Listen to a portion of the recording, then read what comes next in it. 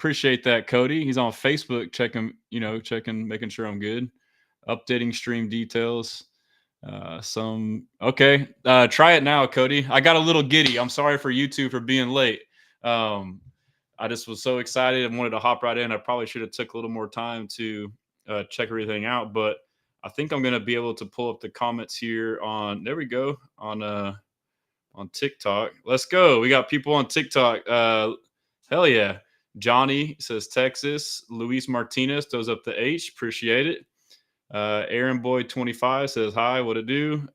And then Nuke 98 says, dude, I follow you on X. I appreciate it. So I'm at Texans commenter on X, like I was saying. And then Froggy Fresh on TikTok says, hoping Christian Javier has an awesome first AAA game. Yep. Stros are balling, man. Shout out to Stros. What a day. Is the audio not working on Insta, Brandon? You can't hear me? Can y'all hear me on here? Now I'm worried that y'all can't hear me on here. Yeah, I don't know why it's not working on Insta.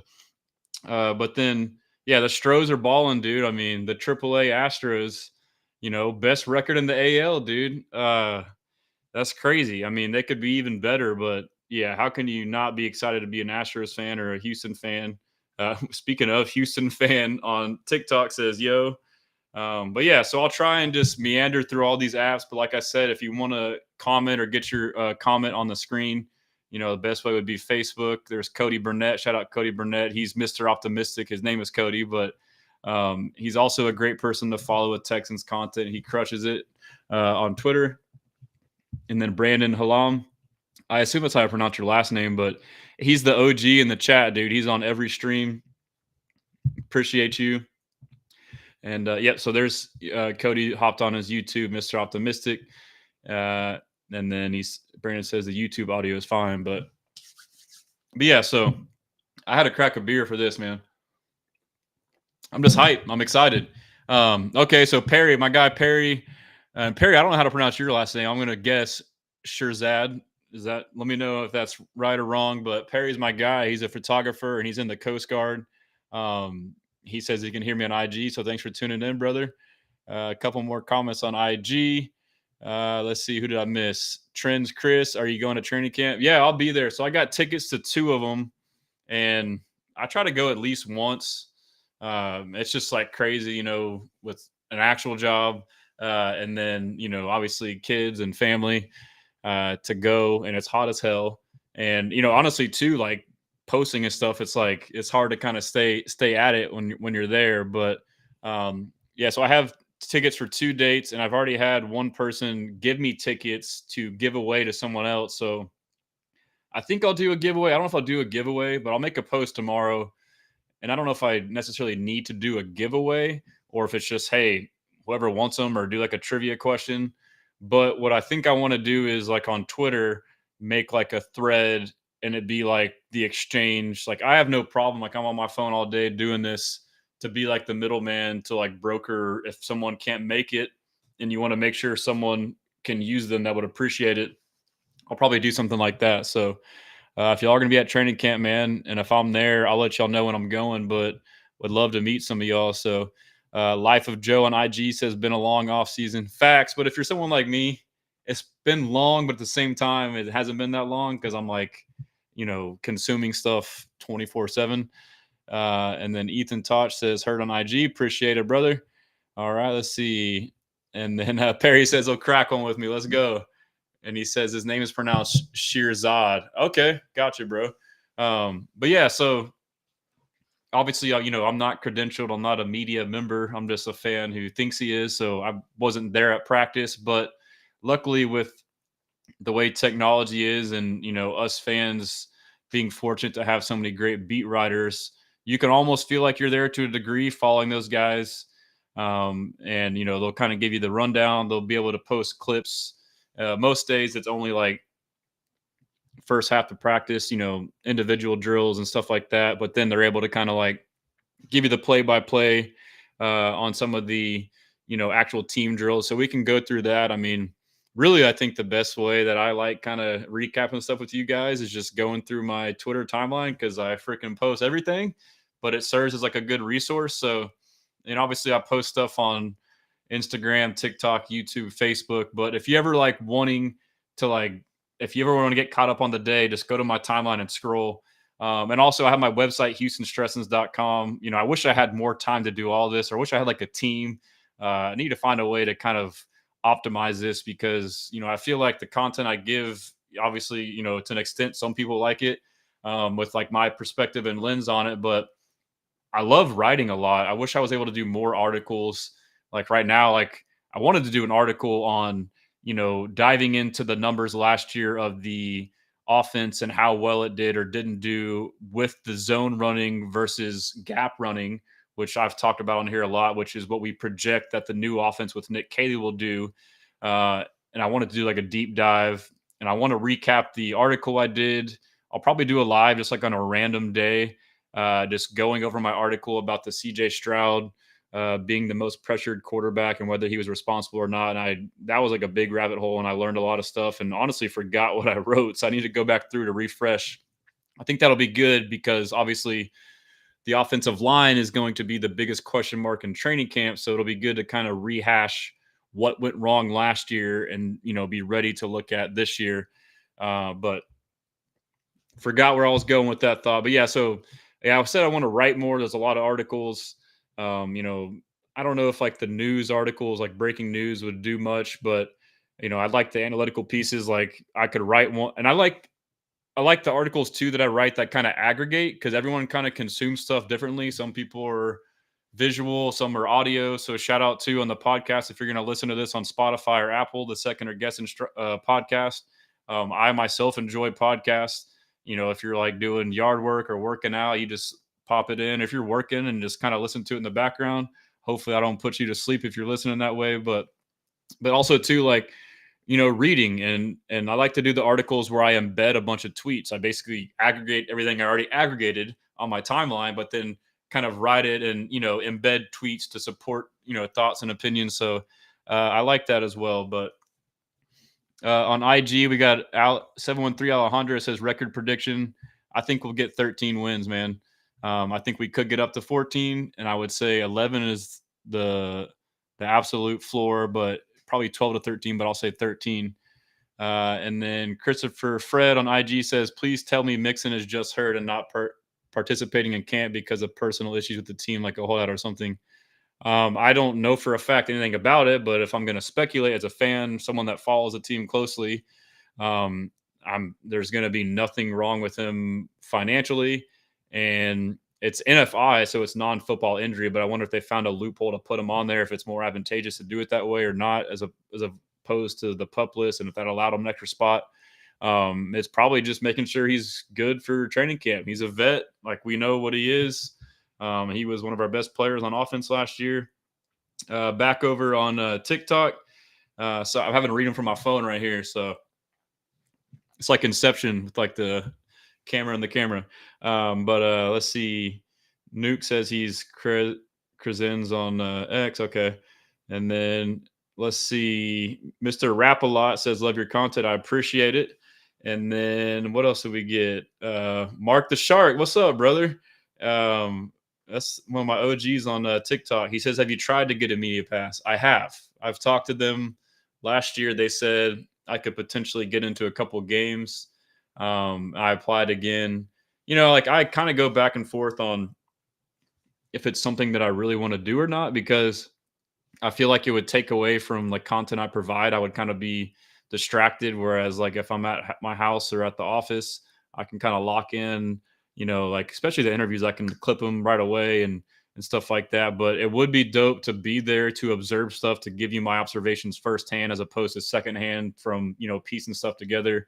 And, you know, like when I watch these interviews, I have a lot of questions that I would love to ask that, you know, may not get asked at times, but also too, it's like, it's nice to have, you know, like I guess it's different, like this evolution of media, whatever I am, which has been organic and it's just been, you know, it's just happened.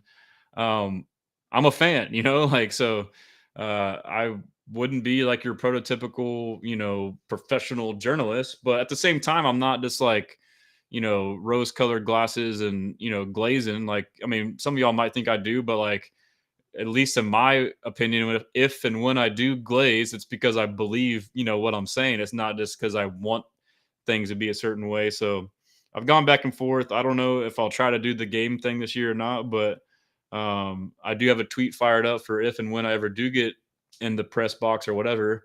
It'll be Houston Pressins. So Mr. Asteroid on TikTok said, "Yo, what up, bro?" And then we got, let's see, C. Anderson says, "Yo, 713 Sports Talk. That's my guy." And then Aaron Boy says, "Great content, man. Good stuff. Who you think the toughest divisional rival this upcoming season is?" I think it's going to be the Titans, bro. I think the Colts, I kind of dove into their roster recently and everything they got going on. Quarterback situation, obviously, dumpster fire. Defense really isn't that good. O-line's not as good as what it has been. They got a good receiving core and a good running back, obviously. I think the Colts are going to have a bad year. And then as far as the Jaguars, they're just like mid question mark. I mean, they got a lot of hype from, Travis Hunter and all this talk about him being a receiver and them playing him there. One, I don't think he'll be a great receiver. And two, I don't even know if he'll play that much. Like all these pundits talk about, Trevor Lawrence and how they went and got him a weapon. Like, no, they got a corner who can try to play receiver, who probably won't be good at receiver. I hope they play him at receiver against us. He is not like he made some good one-hand catches and he's fast, but like if he was getting graded as just a receiver coming out, and part of it is because he didn't play a lot at it and didn't refine his tools, but like he'll get locked down, bro. Like he ain't getting off press coverage against us, against Kamara, against Steen. Like hell no, bro. So, I think the Jags are kind of like this question mark. I don't think that highly of Trevor Lawrence. I think he's average to below average. And, he's had a couple coaches now he's already gone through. And so now, they got Cohen, who was a great OC for the Bucks, but I think he might be a good offensive mind, but we'll see how he is as like a coach. I mean, you got to be a good leader. I mean, you see this all the time where these young offensive coaches, because they're a good play caller, get proclaimed as the next best head coach. But then you realize there's a lot more to being a head coach than just being a coordinator. So I think the Jaguars could be right around 500, but our division is probably the worst in the league. The Titans, I'm pretty high on the Titans. I think they got a good roster. I think Brian Callahan may be a good coach, and he's a couple years in, and he didn't have his own quarterback in Will Levis. He assumed him, and now, sorry, my damn nose itches. I don't know why, but now he's got a stud, dude. Like obviously Cam Ward, UIW. That's where I played. I've followed his whole career. Like it kills me that he plays for the Titans and that I have to root against him. I'll probably still enjoy watching him play when he doesn't play us, but like that kid's a stud, dude. Like he's gonna have his growing pains, but a good quarterback changes a lot. And they went and invest in their O-line. They got a pretty good defense. They got a good D-line, secondary, and backers. I think secondary is not bad. Their backers is probably their weak point, but I think the Titans, they've always had a pretty good defense. They got a couple backs. They got Pollard and they got Tajay Spears. And their receiving core, it's kind of like how the Texans were when CJ had his first year. Everyone thought they were trash, but I mean, I think Calvin Ridley's underrated. He hasn't had it. Like he had Trevor Lawrence, who was missing him all the time, and then he had Will Levis, who was missing him all the time. And so I think Calvin Ridley will have a year. And they drafted a couple guys, and Io Maynor, and I believe they drafted a couple other guys, and obviously they signed Restrepo, his teammate, who will probably play at slot receiver undrafted. But I think the Titans. Jeremy Chugg, shout out my guy Jeremy. He says Titans could be our biggest competition in the division, and I know that you've said this, and I agree. That's what I'm just saying right now. And shout out Jeremy's on X too. And then J Dog on YouTube says NFL corners will jam him 5 yards behind the line of scrimmage. Facts. He's talking about Travis Hunter. I don't know why everyone keeps talking about him as a receiver. Like I know like the Jags made this big thing to do about him playing receiver, but like. I think they want that to happen, but like, are you going to force it? Like, what if he goes out there and he's trash, and then now you're spending all this time him focusing on that, and now it's going to take away from him doing what he should be doing. So it might be just like a high hopes thing and something they ease him into. But like we said, like as a Texans fan, bring it on, bro. Like I hope you do. Like I am not scared of him as a receiving threat at all. Forever Royal says, "Bless him, brother. That's my guy." Shout out Royal. Brandon Halam says, glad we have a vet in Chubb taking reps with Stroud to establish the new offense rather than just a rookie and Woody Marks. Yeah, that's a good point. So, you know, people may question like, oh, he went and got Chubb. Like we didn't need him. We got all these other backs, but like shit, here we are already. This allows you now the flexibility to not rush someone back like Mixon. So again, depth. And look at last year. Like Mixon had a couple, ankle injuries that were both off of, bullshit horse collar, or no, I'm sorry, what's the hip drop tackles, which they just made the rule for, and they didn't enforce neither time on him. And he missed time, and when he missed time, it hurt us. Otherwise, he was carrying us. So now you have more depth. So, yeah, that's a good point there, Brandon. And then Jeremy Chugg says, "How do you feel about the Jimmy Ward situation?"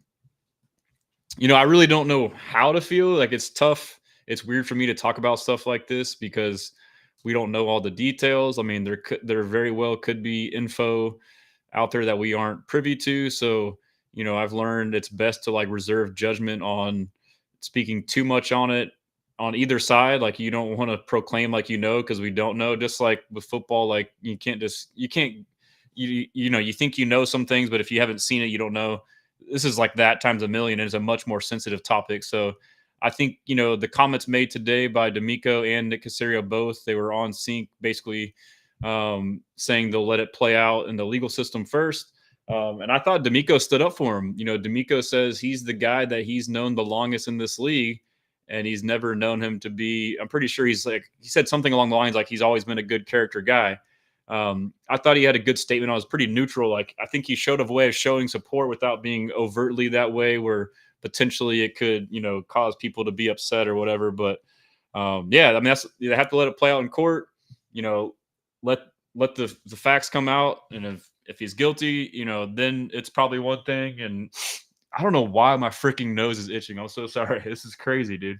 I don't know if I got allergies or what, but this is driving me crazy. I can't get my nose to stop itching. I'm like a little fiend over here. I'm all like amped up about training camp. But yeah, so obviously they kind of wait to see what it does from there. And that's pretty much it. So it's all based off that. That's kind of like a wait and see type thing. I would love for him to everything to be fine. None of that stuff actually happened, and him play and be good depth. But Mr. Optimistic says, I'm hoping for a 6-game suspension so he doesn't get hurt the first 6 games. Yeah, and so they also said, too, like, even if there wasn't this stuff, he wouldn't be practicing right now because he's still coming back from injury. So, there is that element to it as well. Skyborg on IG says, I understand the Colts are not the Vikings, but sometimes a change of scenery can be everything for a quarterback. Yeah, I mean, I think that Daniel Jones will be a better quarterback than Anthony Richardson. But that being said, I mean, he's the type of quarterback Daniel Jones that is like he is a quintessential game manager. And, they could be, frisky around 500 with Daniel Jones. I'm not scared of AR at all. Rodney Jr. 45 on IG says our defense, no fly zone. And then Sky says after Darnold's miraculous year last year, I have a small fear Daniel Jones can really show out with the new team. I mean, not like that, but that's also, the Vikings defense was way better than the Colts. O-line last year, yeah, probably similar, receiving room, obviously a little bit better, but yeah, I don't think, I think he'll be decent, but I don't know about that good. So just checking in on TikTok real quick. Angel says, are we sleeping on the Colts? I mean, I am. I know most people have them as like the number 2 or 3, 2A and 2B Jags and Colts. But, I was on a space with like a bunch of other fans and Colts fans. And then I like, I'm going to do this for every team, but like I looked at like teams in our division, like went through their roster, went through their coach, went through their coordinators, went through their schedule, and kind of like in my eyes thought, okay, and came to these conclusions about the division. So maybe I'm crazy, but yeah, Ridley is back. I think Ridley is due for a great year. Angel asked that. 713 Collectibles says, hello. What up, brother? There is someone on TikTok. It says, go, Pat, go. We're still hurting for last year. He says, I can't wait for Dell to come back. Likewise. And then let's see what else we got on TikTok. We got Jordan Washington says, hey, brother, Houston Texans here. Yeah, I don't know what that means, but me too. And he says he thinks Jimmy will do some time. I mean, yeah, I'm not going to speculate. He says I think we go 12-5 this year. What are your thoughts, brother? I think that's very reasonable. I think we can. I said 13, 12 to 13. So I'm a little optimistic. C. Anderson says, "Bro, I have a new Bobby Slowick piece I just wrote up today for you." Yeah, and so I'm trying to. I've had people write on my site before, but I think what I want to do is have like a main one where like I'll do my analytical pieces and like news transaction pieces here and there, and then kind of have like I need to get the message board stuff going. I know I keep saying it, but then like on the message board, maybe have like where anyone can contribute their own articles within there, and then use that link to email or post elsewhere. So I think that's the approach. But Jeremy Chug says also everyone like the video to help my guy. Hey, appreciate it, Jeremy. Yeah, I'm bad about all the self promotion. So on YouTube, if you like it, I'm still trying to like I blew up, after a couple of videos went viral to like 10,000 plus on YouTube. And I've like had met the requirements for a while. I'm trying to get monetized on there to get super chats, but it's been like a pain. They don't tell you why they deny you. So that's why on YouTube I've changed my name, I changed my logo. I'm just trying to guess, like maybe they think that I'm, imitating the Texans, and that's why. So I'm still figuring that out. But shout out Nasha. That's my guy. He says salute. Brandon says pinching the bridge of the nose helps. Pinching the bridge of the nose for what? For an itchy nose? Let me know if I did that right. That's why I got you in the chat, Brandon. That's my guy, dude. Help me out. Mr. Optimistic throwing a little shade there. What was that on, Mr. Optimistic? Did I miss something on that? Oscar says thoughts on the tank crushing rehab comment. Chances he make it back this season. I'm not surprised. I mean, I feel like they've been asked about Tank's rehab, numerous times since it's happened. And they've all been positive, but like knowing Tank and the type of guy he is, undersized guy, super tough, super hardworking, like the dude's a beast. So him crushing it, no, I'm not surprised at all. I am concerned though, like there is like this weird dichotomy or dilemma for professional athletes. Like they have that mental makeup like Tank, like he's a dog. And so sometimes like they can be their own worst enemies at times because they're so driven and so like set on things. Like he could probably make like a crazy comeback and come back early, but like the timing of it's going to be crazy. It'll be like right towards the end of the year, potentially playoffs. And then it's like, all right, now you got to get reacclimated at that point, like game speed, all that stuff. And so the question will be, it's like, is it worth it to risk it for 2 or 3 games to like potentially further hurt yourself? Or is it better just to like, even though you're right there, just wait? And obviously this will all depend too. Like maybe we'll be needing him. Like maybe things happen, it's happened to us past 2 years, but that could be part of it too. So I'm not surprised by him crushing it. I think that'll be tough for him and for the staff when they have to come that moment, and also his agent to like figure out the timing of, okay, maybe you are ahead of schedule. Do we really want to push it? And knowing the Texans and DeMeco and Nick, they are super cautious with injuries and give guys like extra weeks to return. Like they've outwardly said that. So I already know that they'll be on that side. Like, hey, bro, like chill. But then Tank's probably thinking too, like I gotta go keep my job. Like I gotta go play, and he misses it. So it'll be tough. But like I know he'll be ready, and I know he'll be chomping at the bit. So an early comeback would not surprise me. Freaky Tech Reviews. Shout out, that's my guy. Corey, give him a follow. He's also Freaky Tall Reviews, and he's on. I played football with him at SFA. He's like, how tall are you, Corey? Like 6'11", 6'8". He's huge.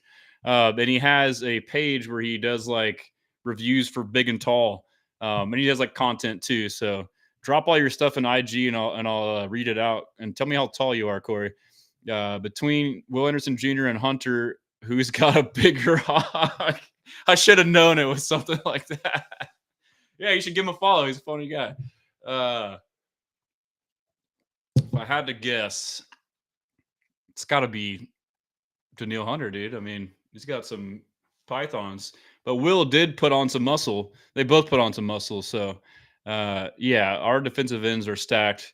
I should probably read the entire comment before, you know, reading it out loud, and I should read it in my head first, especially if my friends kind of hop in, because I am, and I can't even get mad because I'm that guy. I'm the immature little troll. So, um, sorry if that is not good to listen to, but he says he's 6'10". So yeah, he's a big guy. Shout out Corey. Shout out my guy Larry. What's up, Larry? We're back, baby. He says swarm. Have a lot of good dialogue with Larry. He's a smart guy, great fan, and he knows football, man. He's fun to talk to. Nosh says it's that time of the year where we hear "This is my Colts, this is my team, we bleed blue" from the goat himself. You forgot the nay. Yeah, man, that's the gift that keeps on giving. And then Brandon says, used to use it as a technique because you won't be sneezing or sniffling in important meetings or classrooms. Okay, I'm gonna try. Is the bridge of my nose right here? I would imagine. Oh wow, I guess it like distracts. I need to go talk about the actual events rather than just BS in here. Corey says, "Much love, brother. LOL. Keep the grind up." Likewise, man. Appreciate it. All right, here's my buddy Steve. Let's go. Okay. Steve Bergamy says on IG, "What week in the 2025 season does Cam Ward surpass CJ Stroud as a better NFL QB?" Discuss. So he went to Incarnate Word with me. I also played there, so he was an O lineman there. That will never happen. Cam will be great. I think we'll have a good year. I think he will surprise people. I think the only struggles he will have is trying to be Superman or a superhero and doing too much because he's very talented. He's very athletic. He's very good at scrambling. He's got great pocket presence. But some of the stuff he would get away with at Miami or Washington State or Incarnate Word, and it's going to be for anybody going to the NFL. You learn things you did, no matter what position, you can't quite get away with. And so I could see, him trying to be Superman. You see it all the time with young quarterbacks trying to, do too much. So that could definitely be part of it. Shout out Big Sarge Sports. I see you just tuned in on IG. Appreciate you, brother. Great job covering the team today. And then over on TikTok, okay, last round of comments, and I'm going to get in the timeline and kind of keep doing it like that. But JP says, I'm ready for this season. Likewise. And then Jordan says, I thought Will Anderson should win Defensive Player of the Year. I think NFL, they talk about the year 1 to year 2 jump. And then after that, they talk about the year 2 to year 3 leap. And so this is Will Anderson Jr. going into year 3. I think you could really see that. He has the right makeup, the right mindset. A lot of Will Anderson Jr. too this offseason. Last year was his first full offseason to kind of focus on just, getting bigger, faster, stronger. And now he can kind of really hone in on like the details of his craft, adding moves, different techniques. So he's starting to like get the mental side of it, which as a pass rusher is a big part of the game. And I think he mentioned it today. I didn't clip it, but in his interview today, he talks about Danielle Hunter, or I don't know where I heard this, but, there's different things like Danielle, I think it was today. He said like Danielle is like a veteran, like he knows to vary things up. Like you can't just go the same speed, the same attack style, or same move all game because then the O lineman gets used to it. But since that's a thing, you can actually use it to your advantage. So you can kind of set a guy up the first 2 or 3 quarters. You can, come off the ball fast or always use this move. And then fourth quarter, boom, change it up. And, you kind of catch them, lulling to sleep. And he said Danielle Hunter does that. And so the fact that he's like, everything else is slowing down. So now you can start doing all this stuff. That's when you can really take off. And he's someone that will absolutely maximize stuff like that. Nosh says, any update on the O-line today? Yeah, so we'll get through it.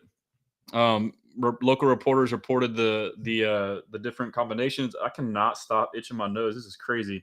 Middle of the nose, right? Okay, that's what I need to do. It looks like I'm a scuba diver and my voice sounds weird. But yeah, we'll get to that. And so that was surprising for me. Another variation in the lineup, and we'll get to that.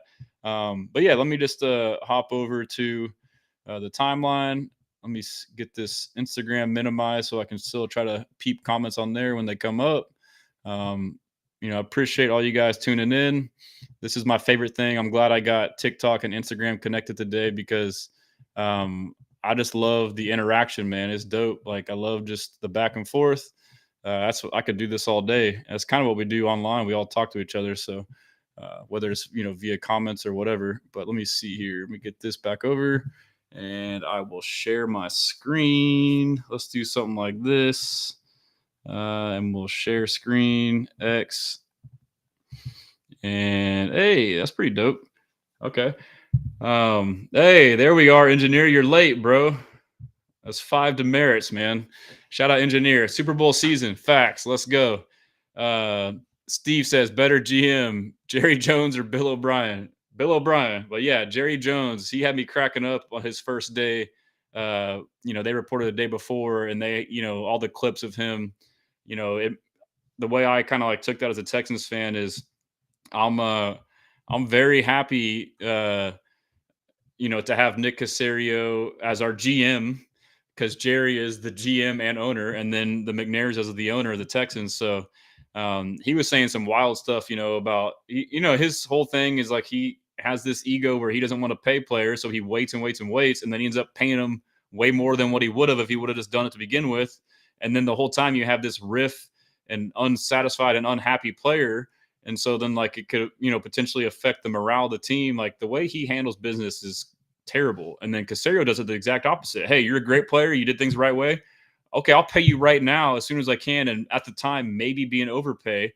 But with the time value of money and the way, the salary cap's always going up and deals are always being reset, like the Stingley one, like he was the highest by 5 million. Then he gets beat, by a penny pretty much by Sauce. But like, the idea is like just get it done and move on, and everyone's happy. And yeah, like Micah had an interview where he's like pissed off, like he's crazy, man. And then he like went back and said something too, like he said, they asked him about the Micah deal, and then he went back and like took shots at like Dak and someone else they had paid. He's like, yeah, then they get hurt, like fully guaranteed and they get hurt. It's like, bro, come on, dude. Yeah, so Cowboys fans can't be liking that. The players can't be liking that. Yeah, it's crazy. So let me just scroll back through the timeline. Shout out Lucas on TikTok with the H. Yeah, we got the Stros, man. I can't believe the Stros kind of. Oh, Jalen Green, man. He's a good dude. He had an article today. We'll get to that. But still scrolling. A lot of content today. Boy, Sting. All right, we're almost there. Well, today was crazy because you had a Nick Caserio interview, like boom, first thing in the morning before practice, and then you have practice, and then you had DeMeco, CJ, Will, Nico. I'm like, man, like for me, someone who like watches every second of it and like wants to clip all the important stuff, like it was a long day for me in that regard. But let's see here. Almost at the beginning. I guess there's like other content too. I don't know if y'all want to. I guess we can do some stuff before. I mean, I'm chilling today. We can go for a while. So Tyrann Mathieu retired. So shout out Tyrann Mathieu. He was a great player. Obviously he didn't play as long as we had liked on the Texans, but he is definitely somebody that he's somebody that a lot of defensive backs respect. Like he's like your favorite defensive back's favorite defensive back. I know Jalen Petre's like got him as like his top 3 or something like that. And to me, that's who he is and does and should try to play like. That kind of don't give a F type of mindset. So, but yeah, just let me make sure we're good on this. And yeah, there's some of that Cowboy stuff. Whatever. We already covered that. The Texans signed Arthur Mollett. He is basically a backup corner / nickel who's been on the Ravens. He was hurt last year. All the Ravens fans that I've interacted with, which I interact with a lot with, told me great things about him, that he stepped in and played well. And there's a clip too. I don't know if I posted it, but it's where he fought with the Chiefs before the game. So, basically he'll fit right in with that attitude. And then let's see if we missed anything else. And then DeMeco Autry, he started on the PUP list, which we'll get to. But as Aaron Wilson said, it's a knee injury, and he's expected to be eased into training camp. Yeah, and then as Steve says, favorite Brian Brahman moment. That's terrible. Brian Brahman passed away in his mid-30s, left behind. You know, left. Sorry, I saw a comment from Ruben. Shout out Ruben 713 Houston Sports. I had a dream so big and wide. I jumped so high I touched the sky.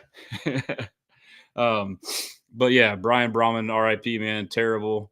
But yeah, it's got to be that kickoff where he tackled that guy. The guy was Mariani from the Titans who was in Montana and tackled him with his helmet off. But he was a great dude. Um, I'll see if there's a couple more things in here to kind of hit before. I mean, here's Tim Settle on the with John Harris and Mark Vandermeer.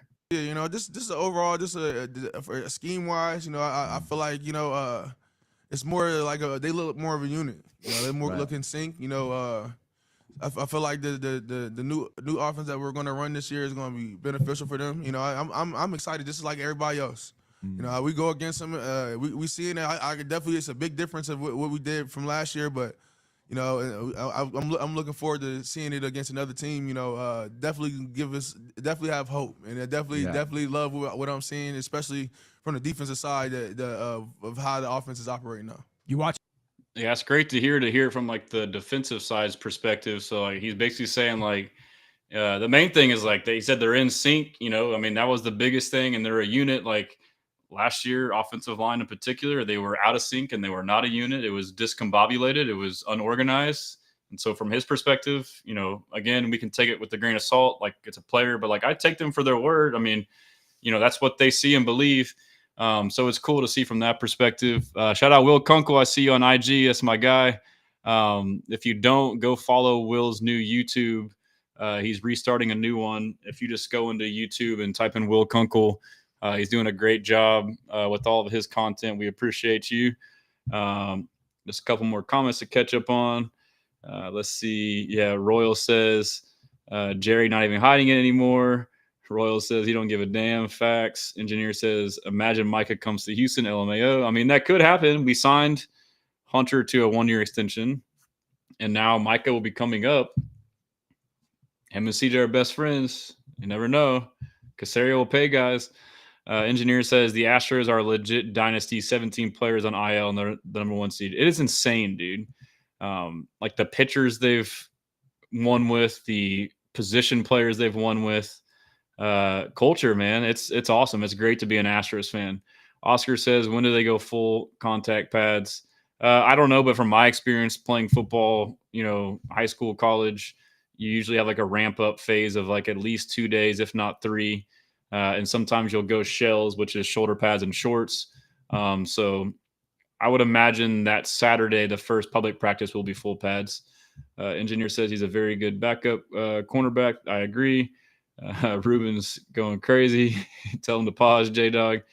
Nosh says, imagine Tim Settle on that O-line. Julius Harris says, WTMFD Stressens. What does that mean? I don't know what that means. What the MFD? I don't know. You tell me what that means. EMAC, Saturday full pads. Yep, there's my guess. Boom. JJ Sugar says on YouTube, Saturday I think they're for pads. Yeah, see? Look at that. You just kind of use intuition, and sometimes you're right. Over on IG, bag season, people don't realize the next 2 years, this is our Super Bowl run. Facts. Let's go. And Salvador says, yeah, we got the same stuff over here on TikTok. Let me see. EXO says the wide receiver room battle is what I'm looking at. We can't keep everybody. Definitely, though, because there's cuts to come. Yeah, I would say like positional battles, which I will also want to write an article on. Obviously, receiver room, that back end, linebacker are probably 2 of the ones that I'm looking at. And then Pablo says, prediction on Brevin Jordan. I'm excited for his return. Man, Brevin looked great. We'll go over it, but he posted a video of him coming back. I feel like he's somebody we forgot about. The staff is super high on him. Like DeMeco has praised him time and time again, unwarranted, unasked. They extended him for a reason. They believe in him.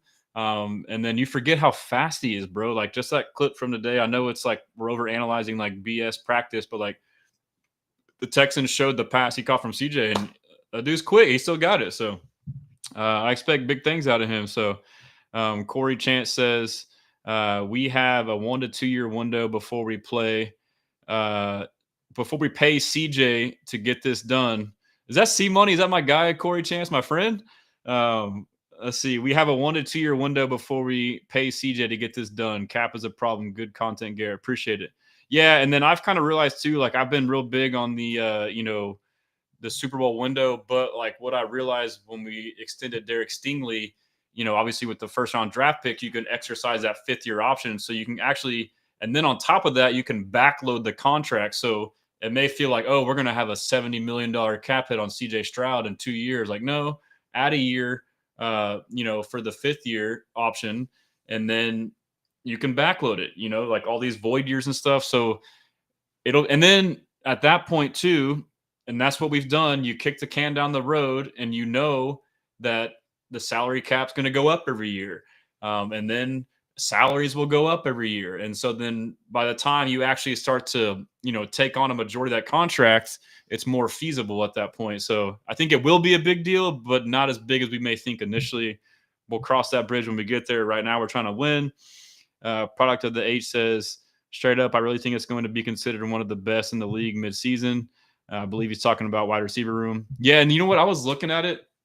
It's like all the hype that we had from us, and I guess outside people about our receiver room last year.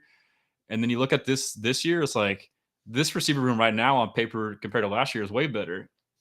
I mean, obviously, I knew what Nico was, but people didn't realize what he was. Most people going into that year. But even then, if Nico is like the top 5 receiver that I and many people think he is now, and I thought he was last year at that time, if you still considered him there, and then like the Diggs signing, like, he was awesome. And then Tank Dell, like those 3 were awesome. But like, if you look at the depth chart after that, it was like, it fell off a steep cliff, and we saw it. So now you look at it, obviously you lose Diggs, you lose Tank for most of the year. But you still have Nico, but you sign Kirk, who to me is a true slot, and I think he will eat in this offense. And then you draft Jaden Higgins and Jalen Noel, and then you sign Braxton Berrios. And then now you have Hutch and Metch, where those guys were like the next man up. Like, they may not even make the team, or they'll be, second to more so third string than second string. So yeah, I think overall it's better, bro. Salvador asked about Tank. I mean, they said he's crushing his rehab. Let's see if I missed any others real quick. I'm trying to do. Oh, that's my boy Corey. He says, yes, it is. 3-step drop, 99 to the house. I remember. Let's go, baby. And let's see what else we got. Jordan Washington. Reynos on top says Kirk's going to be our secret weapon. I agree, dude. He's going to eat. He's going to be very productive. And then you got Noel right behind him. Let's see. Okay, Julius. I'm so white, dude. He put WTMFD stressins, and I was like, what does that mean? And he says, what's the motherfucking deal? I'm an idiot, dude. What's the deal, bro? How you doing? Thanks for tuning in. That's hilarious. I'm so corny. Henry Jack, my guy, says, should the Texans sign veteran running back Jamal McHasty? McCall Hasty. I've messed that up. If they release Dameon Pierce. If they release Dameon Pierce, then I don't think we have room. But I mean, he's nice, but I think we're still loaded. You still got, and so that'll be, interesting too. Joe Mixon, Nick Chubb, and Woody Marks. And then you got Dameon Pierce. And then you got Daria Gumbawale. And then you got British Brooks. And then you got Jawar Jordan. So I would say no. I think we got a lot of depth. I think Jawar Jordan is like a sleepy or sneaky, still valuable piece, which I don't know if we can still keep him on practice squad or not. But I think Damien's, likely a trade cut piece. You're not going to not have Woody on the active roster. Dare, they seem to have an affinity for as a special teamer and, core piece. I mean, maybe something happens with him, but I would think Damien would be the one to go. Engineer says Nico, Higgins, Noel, Kirk, Watson. Yeah, dude, Justin Watson. My bad, Justin Watson. He's underrated as hell. Like he's a stud, dude. He's a Super Bowl champion, a lot of experience, very underrated, played in some big-time games, made some big-time catches. He's getting slept on. Engineer says practice ain't BS. Last year's defense dominating the offense translated to other teams dominating the offense. Yeah, and so I don't know if I've said that on here, but I've been like wanting to formalize this thought. But we all observe practice through the timeline from reporters and clips and stuff, or going to them. And last training camp, everything we saw turned out to be true, but like we didn't think that was going to be the case. So like at least myself, like when I saw it, I'm like, oh, that's just our defense being really good, or oh, it's just training camp. But I mean, every day we were reported that like our offense was getting owned by the defense.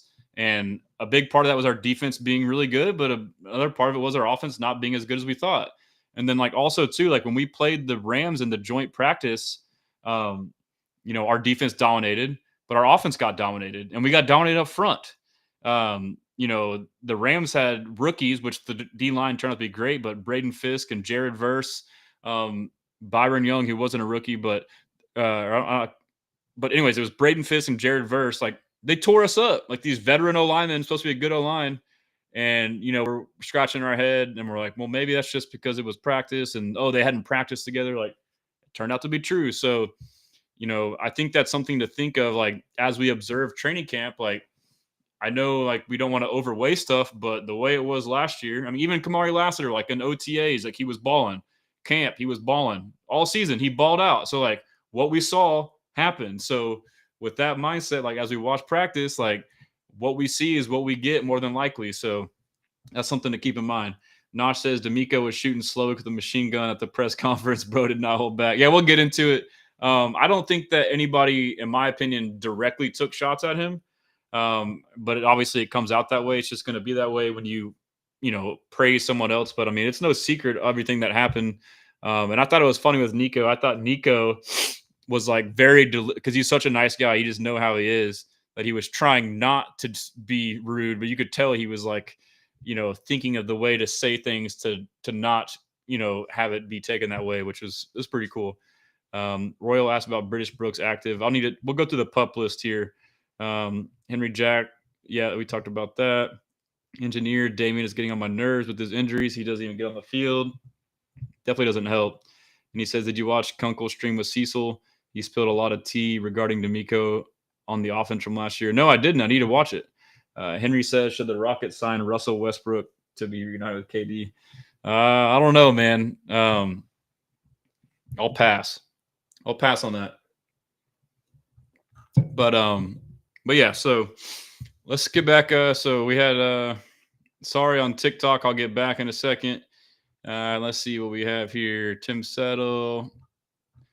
And so let me see. There was Aaron Wilson had an interview with Kamari Lassiter with Ja'Cory one way. Dedication is summertime, but camp is coming. And you guys are out here in the rain having some fun. What was it like? Workout was great. Every time I come out one way. Good work, intentional, detailed, competitive, everything I asked for. And you watch everybody else. You pick up little things because there's guys all over the league out here today. Guys from all over the league. You got guys, I'm not going to say what teams, but from all over the league. And, you just pick each other's brains, just see what works for each other, what works against guys that we might come across and play against at different times. Just trying to get better all together. Hey, this could be a special season. Are you guys as excited as the fans are? This is a clip I wanted to clip, but things happened today. But this is dope right here. As excited as the fans are? Man, I'm more excited, man. I've been itching to play football since that last game, so man, I can't wait for training camp. It looks like a nice secondary. Very nice, yes, sir. We just got to keep working, keep grinding, come together as one, play ball. And that's the thing. You guys are about action, not words. It's a humble group, but obviously a lot of talent on this group. Yes, sir. I mean, obviously it's a lot of talent, but it's talent everywhere in the NFL. That's why it's the NFL. The best guys play, the hardest position. So, I mean, talent is there, but, How do you not love Kamari, dude? That dude loves football, bro. Nosh asked about what I think about the DFS edition by the Rockets, Dorian Finney-Smith. I love it, dude. They're aggressive. They're in win now mode, like the Texans. Like they're going, and it's just like the Texans. Like they added like a defensive type player, and we thought we would add this or that, and then we go and get him. It's kind of like DeMeco adding to his defense. Obviously, he can still shoot, but like the length is the big thing. Like, shout out Brado. On Twitter, but he's been pointing out like the wingspan of like all these 7-foot wingspan guys. Like it's gonna be like a freaking, you're not gonna be able to get anything through there, bro. Like it's gonna be crazy. And so yeah, I'm excited about that. And then Brandon says Damon definitely wins the terrible timing awards. And then this was a video, Kevin Clark on Get Up. And so the question was, which QB has the most to prove in the AFC South? And, the first person, I forget his name, said it's Trevor Lawrence, which I agree. And he's basically saying, like, Trevor Lawrence is getting coaches fired. He needs to prove that he's not the quarterback who's going to get you fired. I agree with that.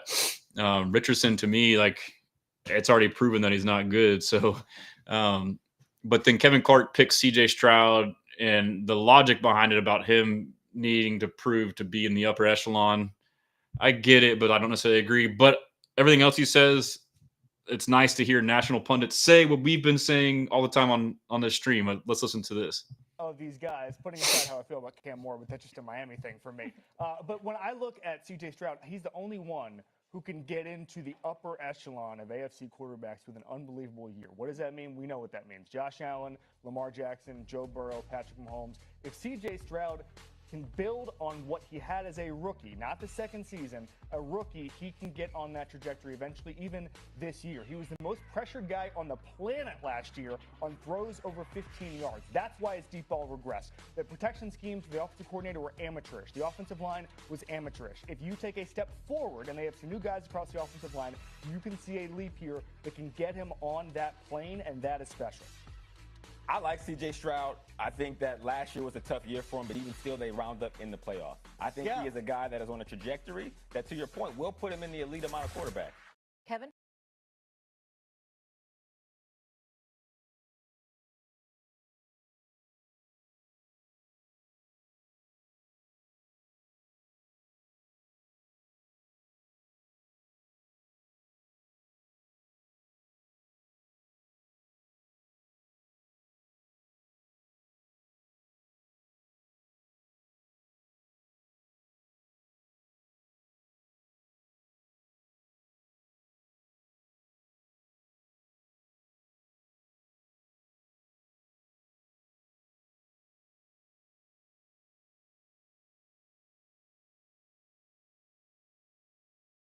And I was muted that whole time. I'm an idiot. Shout out to chat.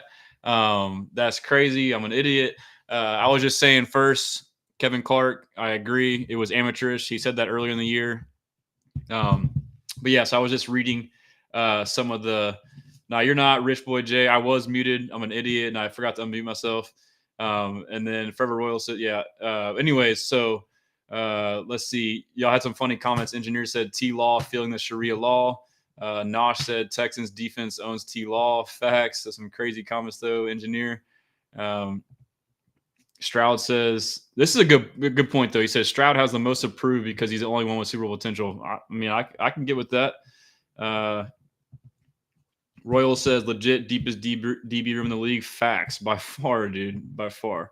And so yeah, shout out Rich Boy Jay for tuning in first time, man. Thanks for tuning in. No, I got you, Bryce. My bad, dude. So Bryce asked a question. He said, do you see a Houston championship in the next 5 years, MLB, NFL, NBA? And if so, which team first? Yes, at least two of these teams. Rockets will definitely get one in the next 2 years. Texans got a pretty damn good chance in the next 2 years. So I'm going to say Texans. I'll say they do it this year. And Rockets may do it this year too, or the year after. And the Astros may do it this year. I mean, maybe it's the Astros. I mean, shit, we got the best record in the AL with our whole team on the IL. World Series is in October, November. So it's a good time to be a Houston fan, bro. But I really believe in this Texans team. I really believe in DeMeco. I really believe in CJ. I really believe in the defense. I believe in Nick Caserio just from what I've observed. We'll see how it shakes out, but I feel good about it, man. And then Paper Scheme J asked about the games we won this year. I think 13. That's like my optimistic side. I think we could win up to 14, but I think 12 to 13. But I'll say 13. And then Bryce says, I see all three, man. It's a crazy feeling, like the Deshaun, Rip, Harden, RIP, and Stroh's dynasty days. Yeah. I saw like a highlight the other day of the Texans Seahawks game. And that was like, like when D4, like, was like showed that he was that dude. And I was with one of my best friends. We were in my wife, who was my girlfriend at the time, watching it in a bar, watched that win, walked into Game 5 of the World Series against the Dodgers, and won that game in extra innings. Or I don't know if it was extra innings. I think it was extra innings, but it was, like 13-12, whatever the crazy score was. And that was just like the pinnacle of like Houston sports. And then it all kind of changed from there. So product of the H on TikTok. If we beat the Ravens, we're taking the number 1 seed. Facts. And then Nosh says number 1 tier teams do not want to see the Texans in the playoffs. Facts. Paper scheme. Same. I agree. Larry and Stafford. Shout out Larry. Hello, boys. Y'all might want to prepare yourself for some damn good football from them boys on Kirby. Shout out Larry. I agree, man. It's going to be a great year. I can't wait, man. Engineer couldn't help but notice how much happier Stroud was today. I noticed that too. He was like calm. Caserio was like, I was going to tweet like, Caserio's pretty chill today. Like, Caserio was just chilling, dude. Like, he's normally all freaking amped up, like ready to like fight the reporters, but he was chilling. Rich Boy Jay, that Deshaun Seahawks game was wild, man. I remember watching it in my dorm room in college, freaking out, dude. That was so crazy. But yeah, this is taking a while, but hey, we're hanging out. This is what I do. We're chilling. It's kind of just casual, kind of go in and out of topics. But I was on Big Sarge's show last week. If y'all haven't seen it, check it out. And who was I going to shout out earlier? There was someone was going to shout out. Was it on IG? Oh yeah, I was going to shout out Aaron's video. So that video was from Aaron. Aaron does a great job. Obviously, y'all follow him on Twitter, but check out his YouTube. He's been doing live streams like this once a week. So show him some love on there. And yeah, Bryce Matthews, dog. You kidding me, dude? This guy is freaking won us the series. He won the first 2 games by himself with 3 home runs in 2 games, and then he turned the double play to end the game. There's a video here of CJ Stroud coaching up some young quarterbacks. The ball should be out. You're pushing. I like to give like a little like drop, like I gave the ball away. And then after you give it, like the main thing, you ever shoot a jump shot, like turn around, you want to snap your eyes to read the defense. And that should be like a 3-step drop right after that. So it should be 5 to the fake and 3 to drop. You getting back middle? You really just setting up. So like a lot of times in play action, you want to kind of set up where you're at. So say if I'm going past 18 and it's wide, the O-line knows that, so now I'm setting up in the C gap, which is now probably like the A or B gap. Does that make sense? Middle, blue, green, ball.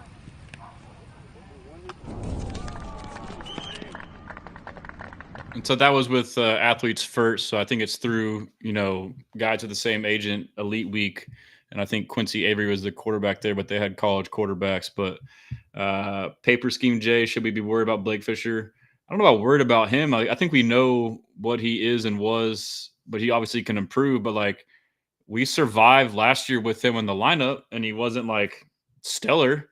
I wouldn't expect him to get worse. So, I mean, if he plays with that level, great. But like, if he's getting beat out by Ursery or Trent Brown, I don't think it's because he got worse. I think it's because we got better at that spot. So to me, that's not a bad thing. That's just my speculation. But Nosh says, any road games I'm going to?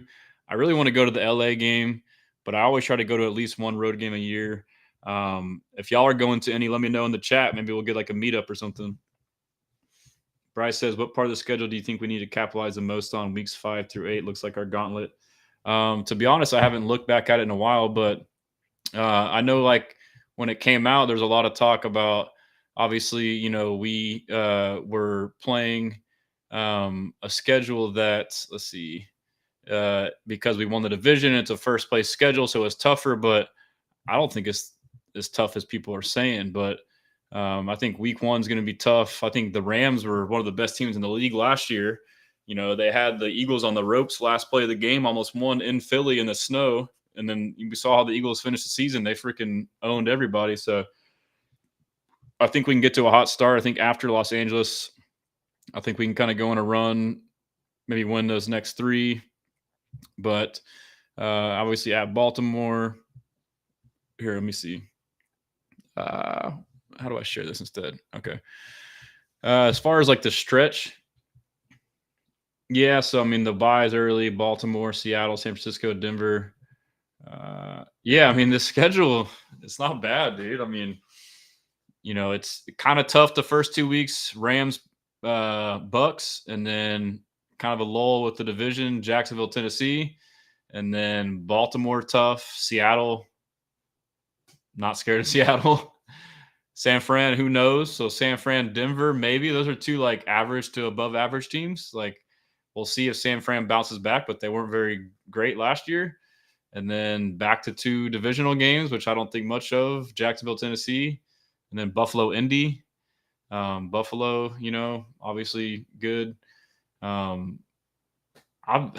don't think this schedule's that tough. I think here's the tough games that could legitimately be losses. Obviously, it doesn't go the way you think, but I would say Rams. I guess you could throw Bucks in there. Ravens, Niners, Chiefs. Those are like, we won't do this. We'll do it later, but that's 5 legit chances to lose. Obviously, you can lose different ones, but I'm not that scared of that schedule. But yeah, so we need to talk about offensive line. Nick Caserio. This is him talking about the offensive line this morning. We'll see. In the end, offensive line play is about attitude and it's about physical toughness. So, and being able to do, you got to be able to do certain number of things to, I would say, a competitive enough level. So we'll find out. Again, we have young players, we have veteran players.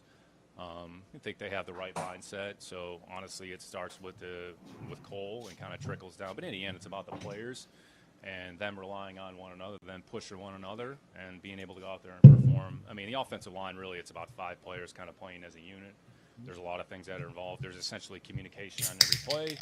Where's the mic identification? Who we push into? Where are the problems? Does everybody see the picture the same way?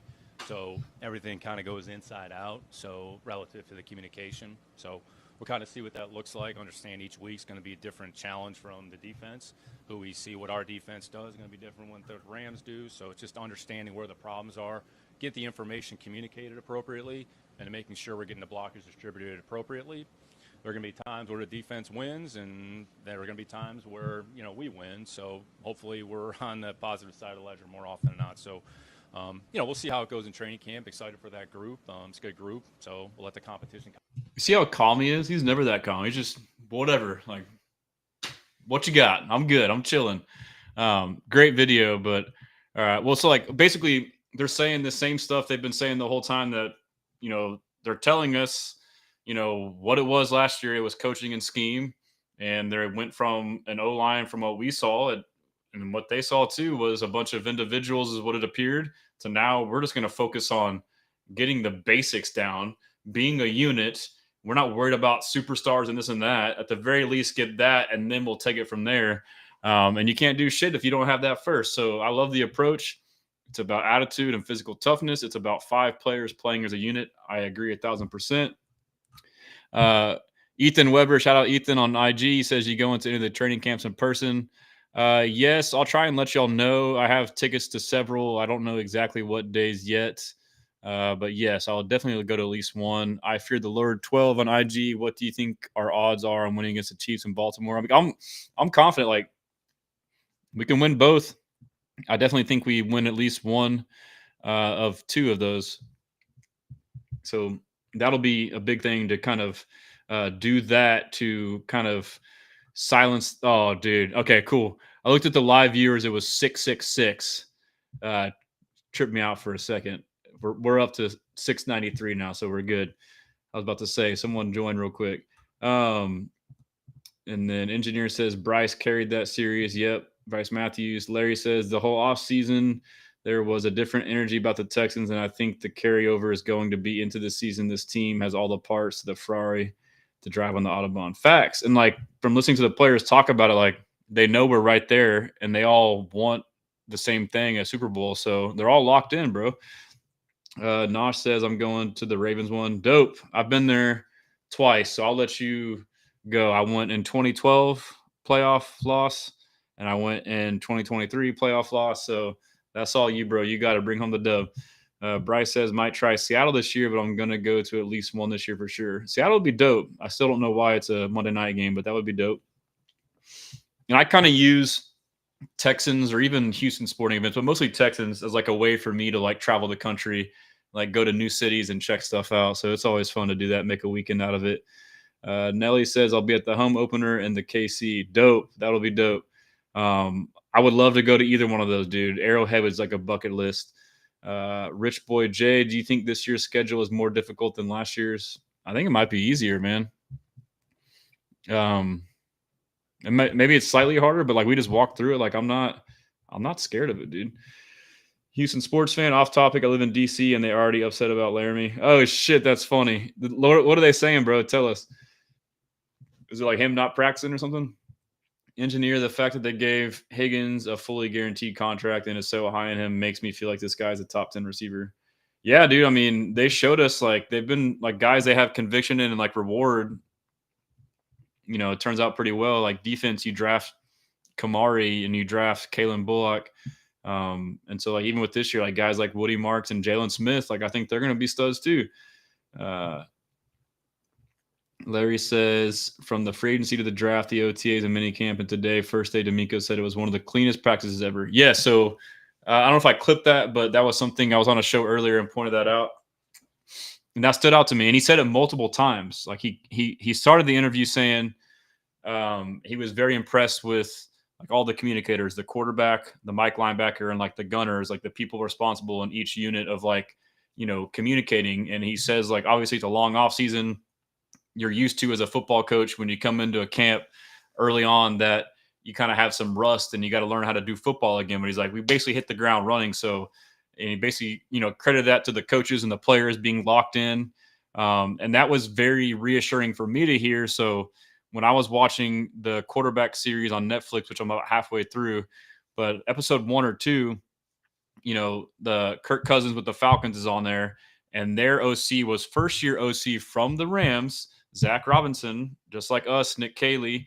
And it kind of caught my attention when he's going through the playbook and Kirk is learning it. And he's like, this is a pretty crazy playbook. Like it's got a lot of motions and this and that. So like, you know, him saying that, like a veteran who's been in several offenses saying like, this is a lot.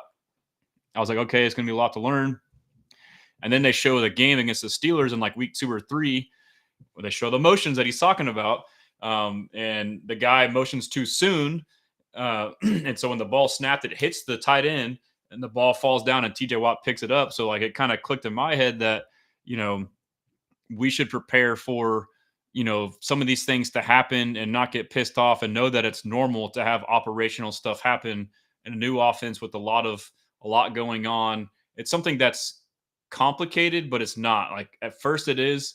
It's like you do like your core stuff, but you do it in so many different ways to where it looks different for the defense. But to kind of learn all the, you know, window dressing and operational side of it can be somewhat tough. So to Larry's point, like with that mindset of like, okay, it's going to be tough to learn. And then hearing it's one day, but hearing that it ran smoothly and then seeing reports from the reporters that the offense did good, that's very encouraging, bro. Brandon says Commanders had a lot of things swing their way at the right moment last year. Hard to see them being as efficient. Man, I was thinking about this. So obviously, you know, you talk about sophomore slump. I think, you know, most of it was for Slowick, obviously. I feel like Cliff Kingsbury came back, refreshed, rejuvenated, somewhat new schemes, and they'll adjust to him more so than Jaden next year. But then you go back and look at like their schedule, like they surprised and had a lot of good wins. But I was looking at their schedule, like the playoffs, they freaking almost lost to Tampa in the playoffs in the first round. Like they barely won that game, right? And then they go and beat Detroit, who Detroit was obviously a really good team, but that team was beat to hell, bro. Like they had so many injuries. Like that wasn't the Lions team that we played in week whatever that was. The Lions team that the Commanders played was nowhere near it. So, you know, so all people see is like, oh, NFC Championship, but they got smashed in the NFC Championship. You know, they beat a Lions team who was a shell of themselves, and they barely beat a pretty good team in the Bucks who should have won the game. I feel like remembering in my head, there was a couple dumb decisions made by the Bucks in that game. So, you know, everyone just remembers like, oh, NFC Championship, yeah, they're freaking goated. And so, you know, you hate to say like we learned our lesson, like we kind of got overhyped, like they may be getting overhyped too. You know, I don't know how they'll do this year. I don't think they'll do as good. And as a result, you're getting Jaden Daniels, you know, top 3, top 5 quarterback. They're about to go through the same thing we did. So I agree with that. Shout out Sean Farrell. What's up? He says, Stressing's my man. Been a minute. Season premiere last season, I believe. Yeah, we met in person. He says, I'll be working the 2 Saturday camp dates. So see you there, hopefully. Hell yeah, dude. I think you got my number. If not, send me a DM. We'll have to link up, bro. Appreciate the support. Brandon says a Buck team with the new OC and offense without worse, though. Yes, that's yeah. So I think we can definitely handle the Bucks because of that. The new OC is a big thing, and also without worse. And it's at home. Rich Boy J, I think there's no way we lose to the Niners. I agree. Yeah, and then wide receiver room looking decimated for him. Yep. 3 straight years of Baltimore and KC. Hey, screw it. That's the way it's going to be, bro. Engineer, our coaching staff is imported from California. I don't know if that's a good thing or a bad thing. Rich Boy J, going to be 10 straight years if we keep owning the division. Yep, facts. Both of them being away games. And he says, reminds me of how we always played the Pats in Foxborough. Yeah, that was rough. Brandon Fisher starting to make me wish we got Patrick Paul instead. Hey, it's early, but hey, Houston sports fan, we will beat the Rams 30-17. We're going to physically dominate them. Pause. Nosh, here's one positive we see Baltimore early in the season rather than later. I agree. Yep, no cold weather, early test. Chiefs easy. We almost beat them with the Home Depot wide receiver core. Facts. Ravens seem to be DeMeco's kryptonite. Bryce, I went to KC last year with my mom, and it was awesome. Although we lost, the KC fans were the nicest I ever met, which sucked because I hate them. LOL. That's crazy. I would expect them to be. That's good to know. I know some fan bases aren't like that. And Houston sports fan, I'm trying to talk too fast. The fans in DC are upset at Larry because he's doing his offseason antics again.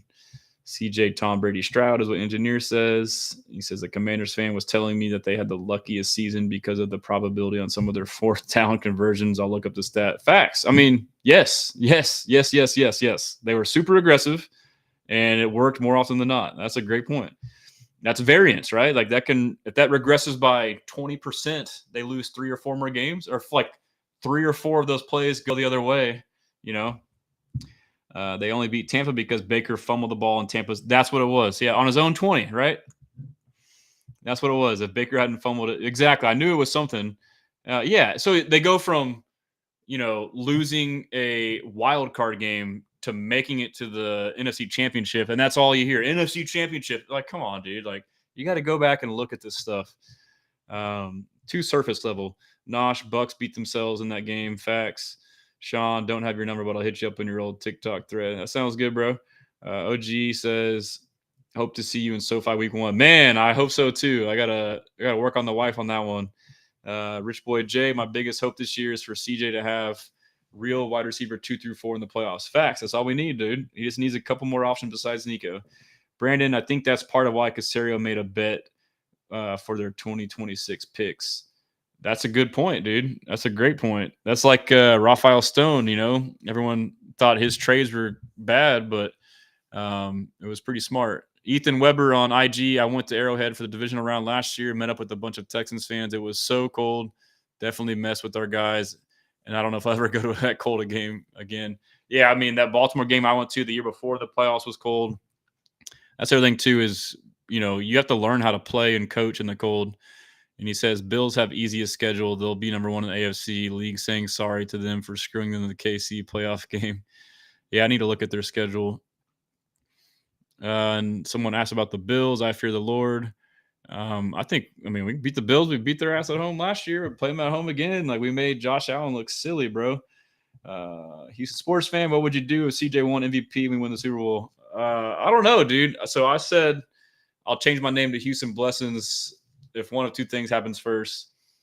I get an interview with CJ Stroud or win the Super Bowl. So I'll change my name to Houston Blessings. I'm going to go crazy, dude. I know we all are. It's going to be a party. We'll have to have our own. We'll go to the parade. Engineer said Stroud has never had 2 starting wide receivers heading into the postseason. That's crazy, dude. Yeah, people don't remember that. Brandon, yeah, this is a year as possible. They only see 1 or 0 cold games in the regular season. Venzo says I get it tatted. Jared said this season's going to be insane. Those are both on TikTok. Derek Stout, that's the thing. There's so much luck when it comes to injuries and schedule. Anything can happen. Facts. Big facts. Man, this is what time is it? I've been on here for an hour and 20 minutes and I haven't even gone through any of this content. But I'm chopping up with the boys, man. Miss you guys. Cheers.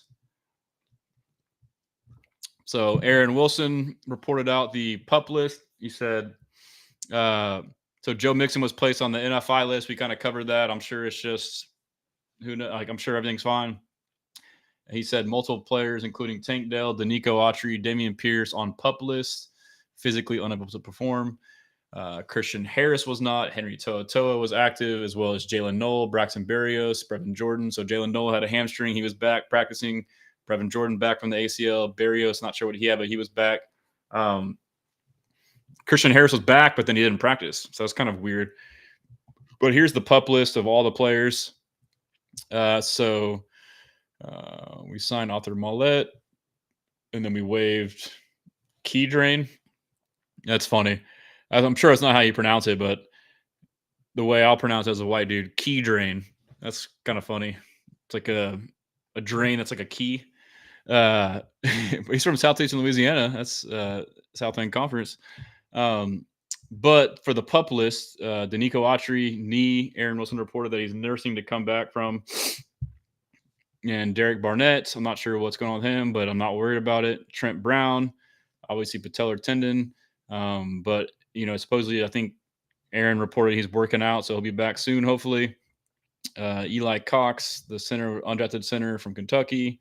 Tank Dell, obviously. Foley Fatukasi, could be the same thing. Vet thing. Kirk Heinen, same thing. Casey Osai. And then Damian Pierce. Maybe he's getting traded soon.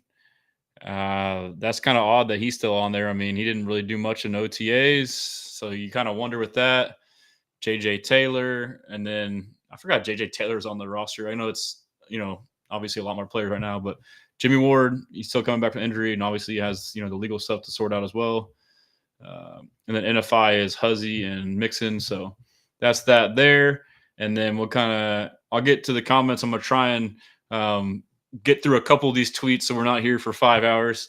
Jonathan Alexander says the first offensive line, and several reporters reported this, was left tackle Cam Robinson. That's the same as what it was pretty much, most of the spring. Left guard Lincoln Tomlinson. That was pretty much the same as it was most of the spring. Center Jarrett Patterson. Jake Andrews was getting a lot of snaps, so that's new. Right guard Titus Howard. That was pretty much what it's been the whole time. Right tackle Ariante Ursary. Blake Fisher was getting a lot of the ones there. So now at right tackle, it's all right. Ursary, Brown, Fisher. And so I know, in the spring there was a bunch of different lineups and some of us didn't like that. I liked it. And I think it's still more of the same. To me, the approach is try different guys at different spots and see who can do what and get film on them and figure it out. So I think optionality is a good thing, not a bad thing. And as long as we don't let this bleed too far into training camp, if we kind of get a good idea about halfway through to kind of get reps and continuity together, which Brandon Thorne, NFL O-line scout who was on the show, kind of pointed that out to me, we'll be okay. So I think it's a good thing. Here's all the handshakes for CJ via Aaron.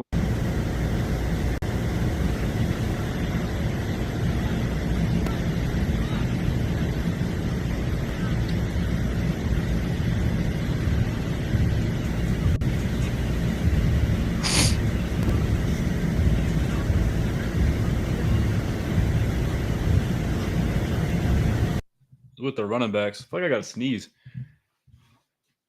Oh, man, I just sneezed all over my legs. Cody Stute, shout out Cody, does a great job covering the team. This is just a receiver drill. I debated calling it out on a tweet, but I'm not one to call players out, and especially just dumb videos, and I may be wrong, but so this is a drill where they're working on a speed cut. There's a quick out. So you can have different types of cuts where you can have a 90-degree cut, or if it's a out or a dig, or you can have a 45-degree cut, which is if it's a curl or a post or a comeback.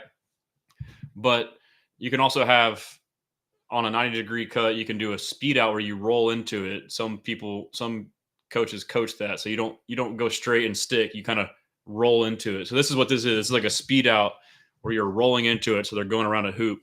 But you'll notice too, as a receiver, you always want to work back to the quarterback. So you want to come back this way. You don't want to drift up, because if the defender is guarding you and you drift up, you drift into them. But now if you go here and you drift this way, you create separation.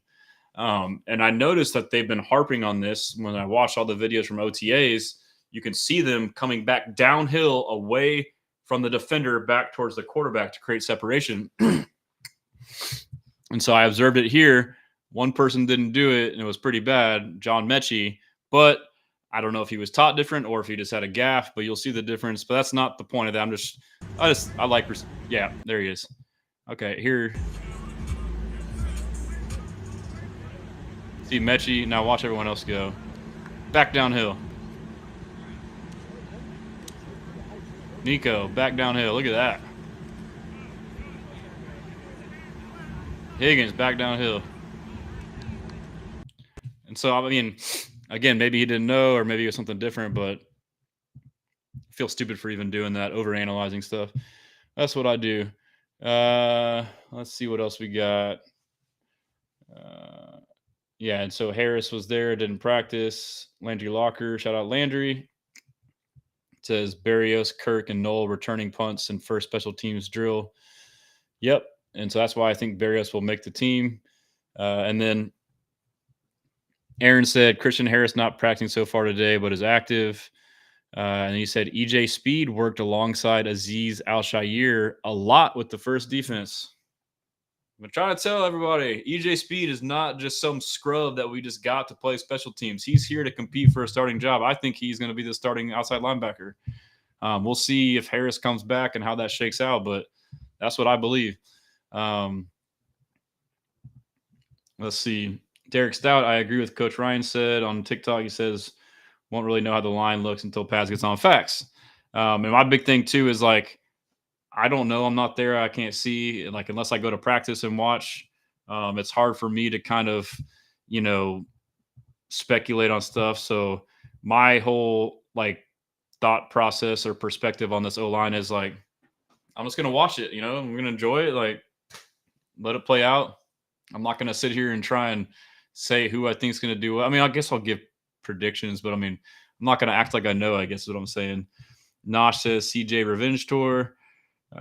And then what just happened there?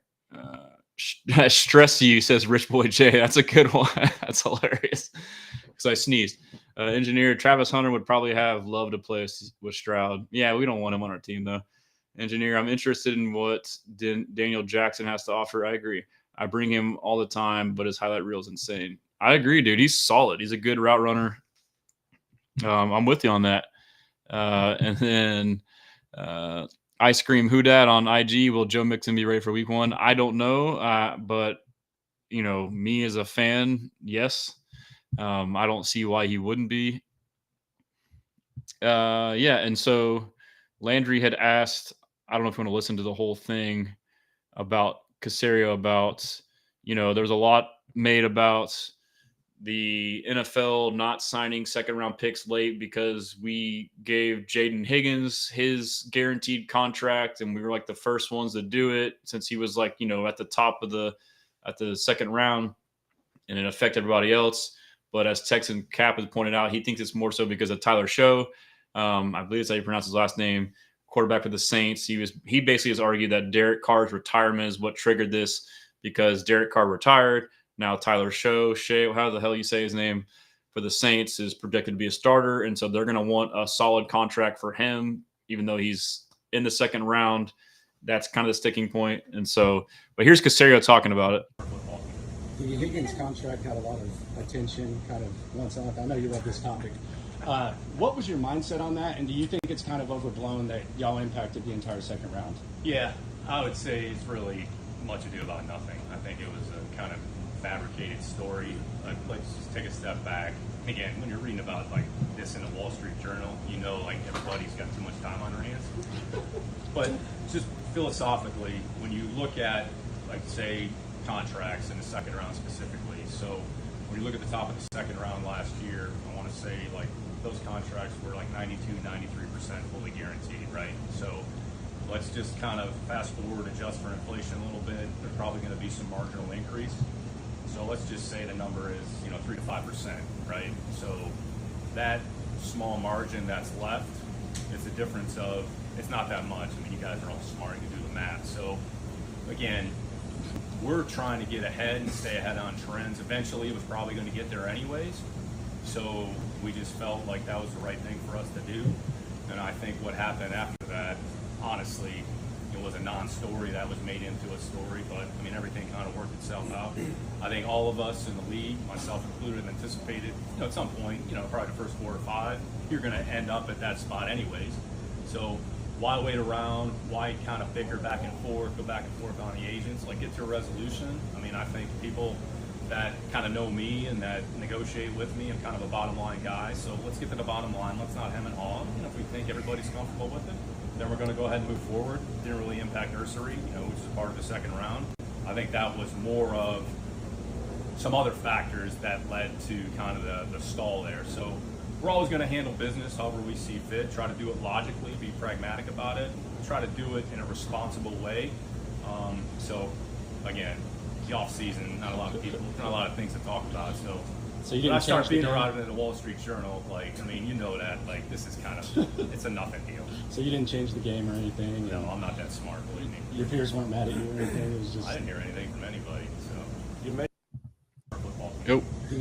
Yeah, so basically, it's what he's done and what he said. Like, when he does these deals, he's not trying to sit there and, split hairs over, minuscule amounts. So basically, there's 2 to 3% of the guaranteed of a deal on, couple $1 million or whatever it is. It's like, bro, let's just get this shit. Like, if they want it, let's just do it, move on. And so, that's basically the way he operates. Like, Derek Stingley, you sign his extension, let's just get it done. We may overpay him by $1 million, whatever people might say, but in the end, if we think it's a good player, we want him. Is it worth, going through all this BS, straining relationships, making people unhappy? Again, this is the exact opposite of Jerry Jones, where he's like, no, I'm not getting ripped off at all. I'm going to get every penny. Like, no, dude, let's do it. So I love that approach by him. Sean Farrell and other NFL news, Trey Hendrickson is currently outside the state of Ohio during camp.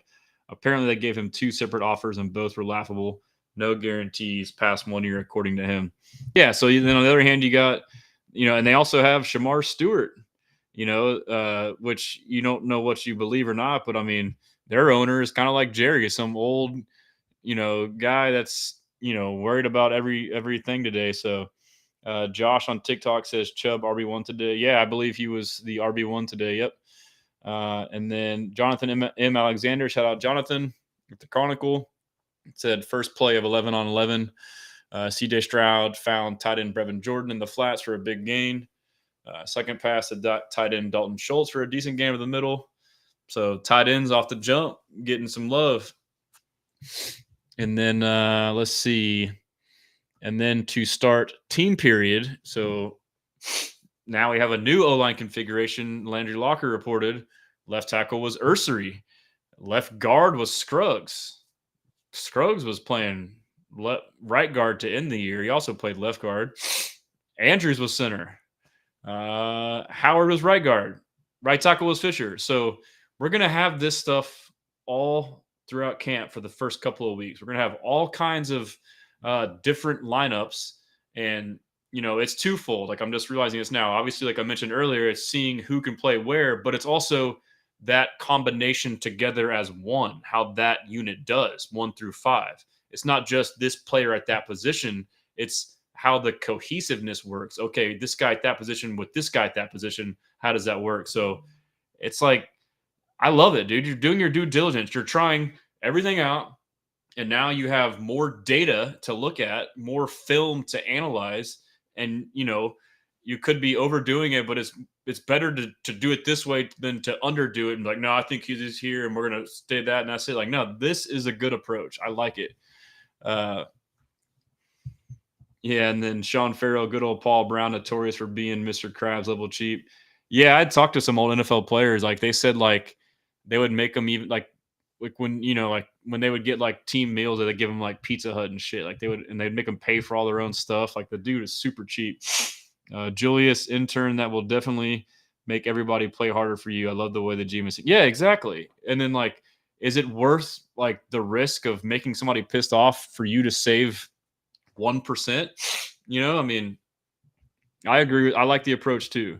And I kind of like, it's kind of like one of my good buddies kind of like, I learned this like approach from him years ago. Like I used to be one of those guys when I was younger, like a stickler as far as like when you pay for stuff, like, oh, I paid $4.32, so you owe me that. And then like if you like buy each other beers, like, well, I bought 3 beers, I bought 2, like, oh, you owe me $10. Like he kind of always had like the approach, like it evens out. Like I got this one, you get the next one. I know it's different, but like the mindset of like, let's not sit here and fret over, okay, I paid $5 more, so you need to Venmo me. Like, no, like it's good. It'll all even out. It's kind of similar to like, I'm not going to sit here and fret over this minuscule thing. Ethan says, sorry, I missed it earlier. Are you going to any of the open training camps? Yes, I don't know which dates, but I'll let y'all know, or you can DM me, Ethan. I'll let you know. And then, yeah, so I'll kind of keep going up. Let's see. Yeah, DeMeco Ryans talking about CJ Stroud and ownership. Seeing continued growth. He's now learning a new scheme, learning a new offense, and he's putting in the work. He's being diligent about working to be on it when it comes to the communication, putting a lot more things on his plate. He's done a great job with that, and we'll see him continue to progress with that. So really excited for him, right, to really learn something new and really just continue to lead our team. With him, gives him even more ownership over the offense as a leader. For sure, from that quarterback perspective, you want that ownership. You want it to be on your plate, so to speak. And CJ, he's looking forward to it. He's open to it. He wanted it, and we're here. And so I think he's done a really fantastic job so far. And Kaylee's done a really great job of working with him. They're getting on the same page, making sure the terminology, everything makes sense, so we can get in and out of the huddle fast. We can play fast. We can operate clean, and we've been doing that. So he said something there that I feel like I've been speculating on, but I noticed it on the quarterback series on Netflix with the Lions when they played us. They had a couple play calls, and they were concise. They weren't like, gun right, FY trip, slot motion, Z stick, blah, blah, blah, blah, blah, blah, blah. It was pretty concise. And so that can be harder for the players to know this words means do this and that. Whereas when you have these long, detailed plays, it's basically like a novel that tells each person exactly what to do. But it's almost better to have like a word like, I don't know, pretzel or whatever. Like it's a word. And then if I'm the Z on this play pretzel, I run this route. You have to kind of deductively think. Whereas instead of saying, hey, Z flag, okay, I run a flag route, or Z post, whatever. Anyways, I suspect that this is a more concise playbook for verbiage. And that was a big reason why I think last year we had a lot of struggles, because it wasn't concise. This is all speculation, but it sounds right. A lot of our problems stem from getting in out of the huddle, getting into the line of scrimmage too late. Play calls were too long. Now you have no time to ID the defense, audible this or that. And so then you're kind of stuck. Whereas all the players I've been seeing on their interviews about Kaylee, they've all said that it's very easy to learn the playbook. So that tells me that like things are more concise and not all crazy. So, and that's what DeMeco pointed out here. That wasn't the main point of this interview. I just wanted to get that thought out. I've been kind of thinking that in the back of my mind, but this clip here was more so about DeMeco Ryans talking about CJ Stroud having more things on his plate and more ownership. And this is what we've speculated. He didn't have it last year. He's going to have it this year with Kaylee. Some people will tell you you're just making stuff up. They've been telling us this the whole time. We saw last year's. We heard reports. So that's encouraging as a Texans fan. This is what you want. And then CJ's interviewed. What does he say? He's asked about ownership. Yeah, I mean, this is more of a, quarterback's offense where, you're IDing, you're calling the shots, you're switching protections if you need. And it's really like just me in the center. So that's J Pat or Juice. Got to have good committee. Overanalyzing. He said it's me in the center. First centering name was Jake. Yeah. Is it going to be Jake Andrews? I don't know. We'll see. Communication with those guys and, relay to everybody else what's going on. So, Nick is doing a great job teaching us stats. So is Jerry and Gerard. So, it's a lot more ownership. CJ's about to take the fuck off, bro. Like, this is what he did in college. He had ownership and he balled out. It got him drafted number 2 overall. He gets drafted into an organization where his coordinator is who it is and he can't do shit. DeMeco's a first-time head coach. He's just trying to figure out how to do things. Delegates everything to Bobby. This guy's running the entire other side of the building, and he's doing it in a manner to where it's my way or the highway. There's no input. There's no feedback, and we'll get to it too. Like, there's another clip where they say it's a player-driven offense. For now, Caley is a collaborative guy. He will adapt and do whatever. And there was an interview earlier of Justin Watson we talked about when they asked him about the offense. He said it's going to be a mix of L.A. and New England, both places that he coached, and also stuff from across the league. You don't have to say, nope, it's just this. This is our offense. We got to run it. Like, no, dude. So, yeah, CJ is going to freaking go crazy. He's going to go crazy. Like, he's a cerebral quarterback. He's smart. It's funny. I always get, like, super hyped, like, an hour and a half in. Like, I just get – but CJ is a smart quarterback, dude. Like, you listen to him talk. He knows football. He knows defenses. Him being able to do more is a good thing. It's a great thing. He's going to ball out, bro. Brandon says sweat the expensive contracts, not the cheap ones. Argue over dollars, not pennies. I still think Caserio gives Nico extensions, 1 year extension at a higher rate if he shows out this year. I could see that. That's if he's willing to take it. King Colby says, I think it will look like a real offense this year. It's going to be somewhat growing pains, but I think it'll be even minimal. I agree. Engineer, I'm too hype right now, man. I'm going to one of the training camps next week, bro. Like, give me football yesterday. Facts. I'm right there with you, dude. And then someone mentioned Kev Manbro and TikTok. Keon Coleman, first pick and second round in 2024, 95% fully guaranteed. Yeah, so, I mean, that kind of says that. So, shout out Bilo24 on IG. So, does Nick run a West Coast style or pro style? He says, I don't know if you answered my question. I lost signal. And so he's basically running like a mix. He came from McVay, which is of the Shanahan tree, but they actually, modify it. He's also from New England, which is more pro style, but like it's going to be, I don't know exactly how to explain it, but I mean, I think it's just going to be adaptive. Like it's going to be multiple. I guess it's going to be all kinds of offenses.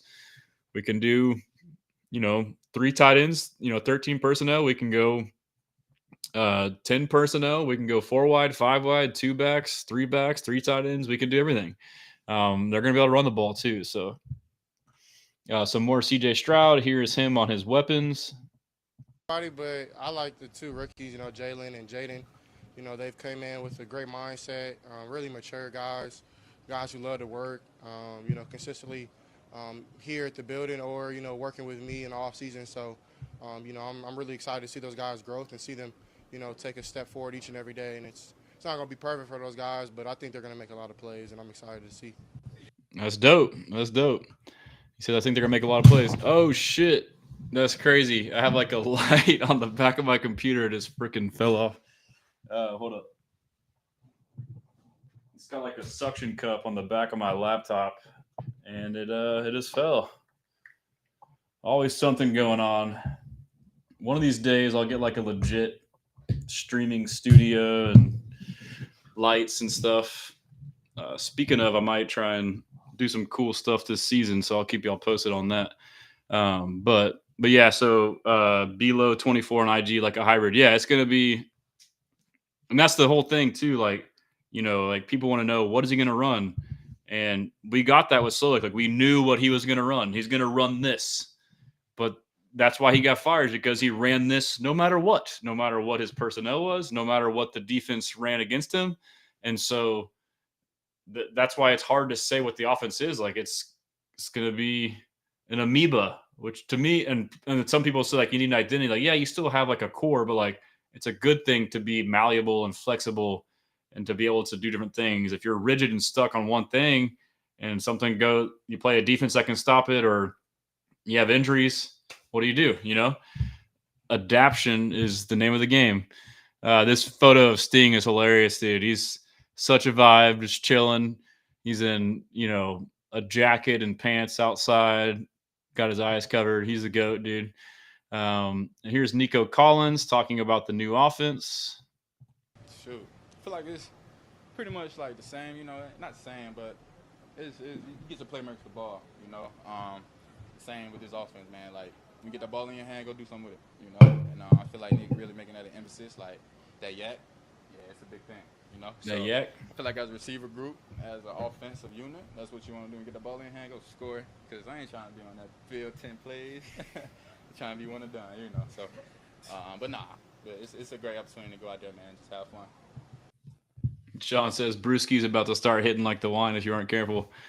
I guess I'm a lightweight, man. That's what happens when you're a dad. You don't drink as much. Yeah. And then Julius Harris says, I will be at training camp on Monday. Can't wait. Yeah, man. It's going to be dope. I'm excited. So this Nico clip right here, basically talking about the offense, get your playmakers the ball. Like he's been asked multiple times about it. He said it's a playmakers offense. Like I said, like in that interview there, you can kind of tell that he, wanted to say it's the same, but he knew it wasn't the same. He was trying to, in my opinion, say it nicely to not throw shade at Bobby, which is very respectful of him. And I think all these people saying this didn't want to. So give me 1 second. Let's see. I got a text here. Yeah, let's see. Okay. Be all right. So let's see. Yeah. Sorry. I got distracted for a second, but so that's what Nico showed a little personality too. He said, it's a playmaker's offense, it's about getting yak, and they emphasize it, which yak he had a lot of in Slowick's offense, but he says that's what you want to do, get the ball in your hand and go score. He said, I ain't trying to be on the field for 10 plays, trying to be one and done. That's hilarious. And then shout out Will Kunkel. He said, he kind of gave a breakdown. So CJ Stroud and team drills, play 1, complete the Brevin. Play 2, complete to Dalton. Play 3, scramble, good coverage. We'll see the clip, so we'll talk about that. Davis Mills was complete to Jalen Knoll, complete to Higgins, complete to Jared Wayne. He said great ball. And then he said Graham Mertz, complete to Braxton, tight window. And then complete to Jacob Johnson. And then Slovis, complete to Braxton Berrios.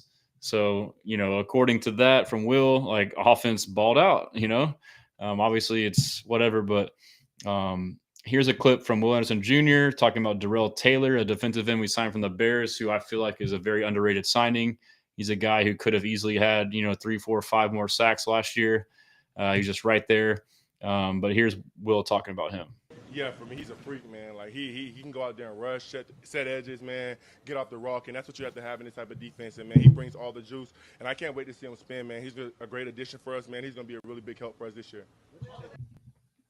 Yeah, so that's great to hear. I think Darrell Taylor have a big year. Has great depth.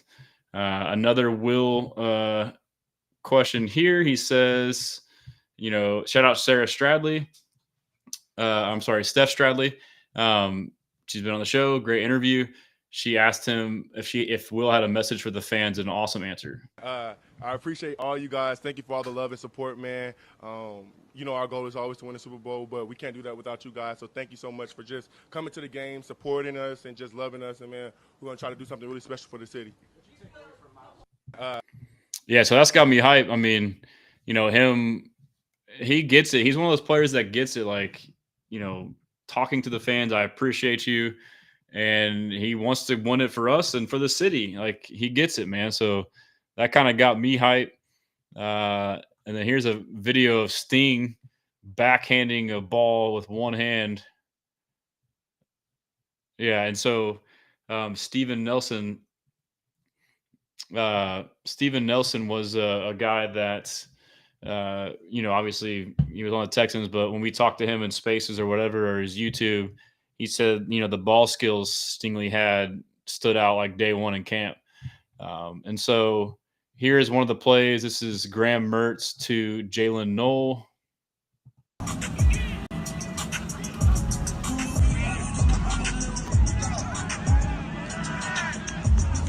So, yeah, we got a play made. And then let's see here. I got to answer a text, so I'm kind of like trying to get to a video which I can play it and answer it real quick. This is Nick Caserio on Cade Stover. Yeah, you'd be hard-pressed to find probably a player that's improved as much as Cade in the offseason. Really took advantage of his opportunities. He's always had the right mentality and the right approach and the right mindset. I think most young players going from year 1 to year 2 have an opportunity for growth and development, really more physically, because they kind of have a full year in the program.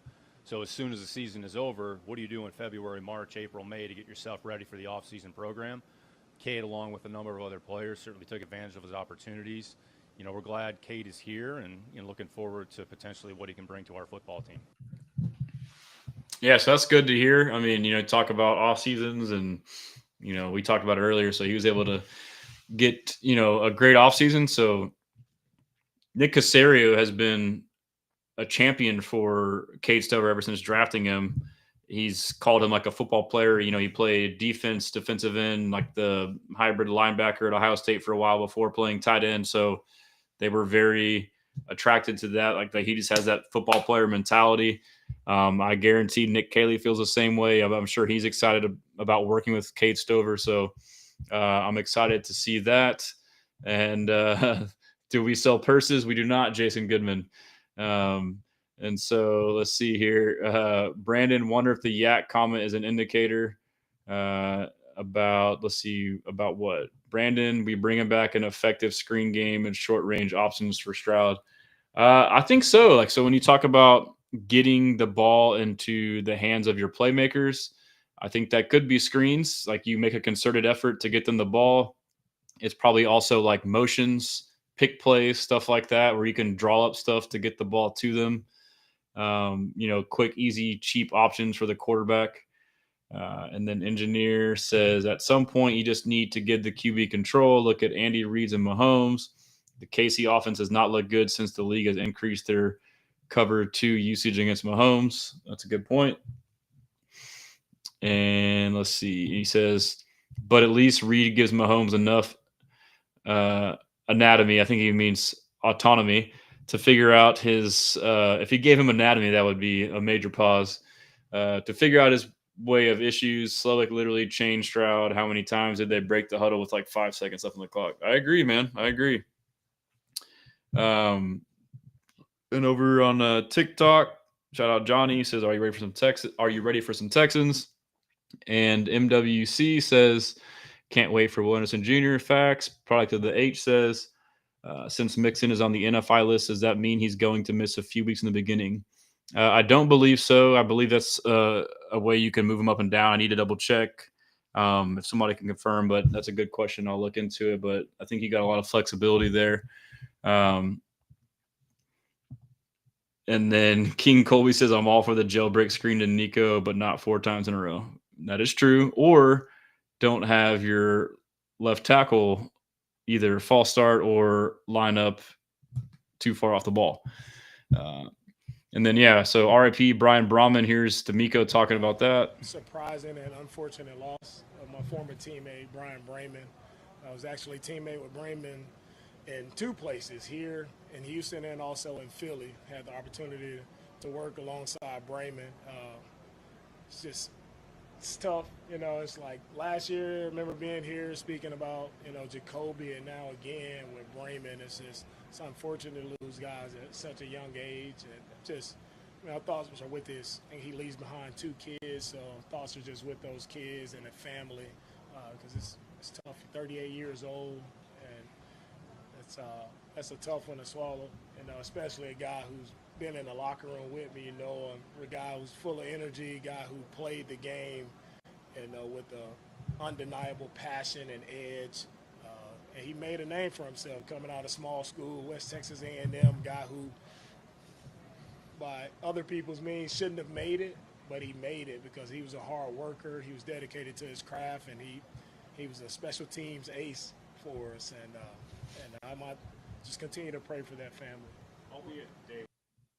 Yeah, it's terrible, man. That's the biggest thing too. The kids, being gone that young, and it's crazy that he pointed out too. Like this is back-to-back years he's lost teammates, former teammates.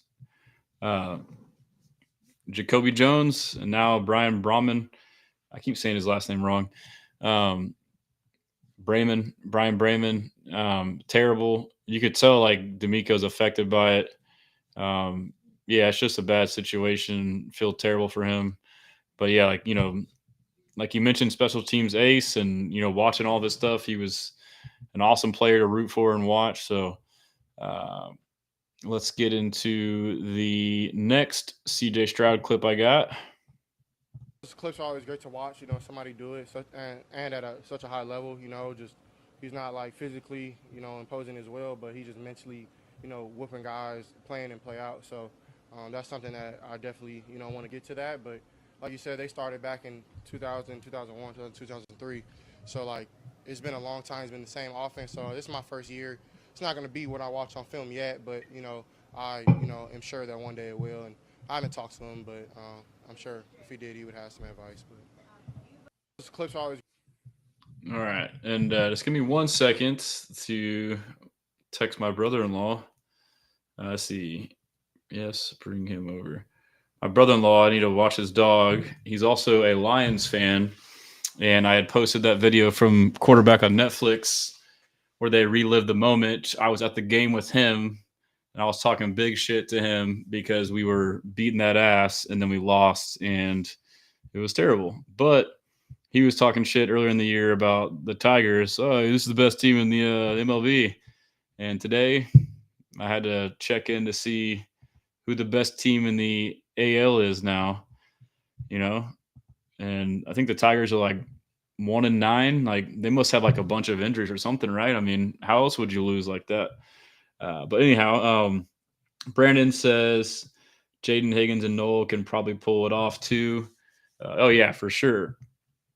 On the screens, he's talking about King, Colby. I keep forgetting about those two. Man, this offense is about to take off. Facts. And then B effing says, doesn't mean he will miss games unless he is still on when cuts happen. He's talking about the NFI list. Yeah, so I suspect like this could be the Texans kind of manipulating the system. I don't know. Like maybe there's like a reason that's non-football illness or non-football injury. I'm sorry. Maybe it's a way to like rest Mixon until he's fully ready without putting him on some kind of PUP list. But then that allows you to now free up a spot to give someone else reps in that time as opposed to having them active and not practice. I suspect that might be somewhat on there. My brother-in-law is texting me because he's going to bring his dog over. He says 5 effing INTs. And then he says, you're the worst. I'm a few seconds behind. Yeah. Tell him that the Tigers suck and the Astros are better. And tell him in the chat that the Lions were overrated last year. Actually, they weren't overrated. Actually, maybe so. Like if we had a decent offensive coordinator, we would have beat them. And yeah, tell him to F off. Yeah. Let's see what else we got. Let's see. Go back to the timeline. Surprising and unfortunate loss. Yeah, so the Jalen Green story is, that was pretty cool to see as well. It sucks that he was traded, but he seems like a great guy. Like, a lot of players when they get traded, have angst and bitterness. But he's been nothing but cool about it, like saying he understands it. But, he wrote an article saying goodbye, like saying he loves H-Town. Shout out Wicked Koya and X. He did like a post on it. He said that I spent all day on the phone. This is a quote from Jalen Green in his article. I know how it is in this league. Some teams, they're not that close. Some guys, they get traded and call up their 1 or 2 dudes on the team, and that's a wrap. Me, I was calling the whole roster, started calling in the morning, and it was dinner time before I said my last goodbye, bro. So, I mean, that says a couple things. It says like him, and it also says the team was very close and is close too. So, yeah, and then shout out Brado. He says a quote from the same article. It's nothing but love for the Rockets. I'm sorry. I got to try to bust y'all's ass now. But every time I see y'all, it's going to be love. I mean, I grew up here for real. Some dudes just be saying that when they get traded, but I really came here at 19 years old, still eating Skittles before games, and I'm leaving here as a father. It's been a great time, y'all. So, I mean, he could have easily just been like, screw them, they traded me. Like, he's cool about it. Here's a video from Ari Alexander. Shout out Ari of Arianti Ursary talking to Daniil Hunter and Will Anderson Jr.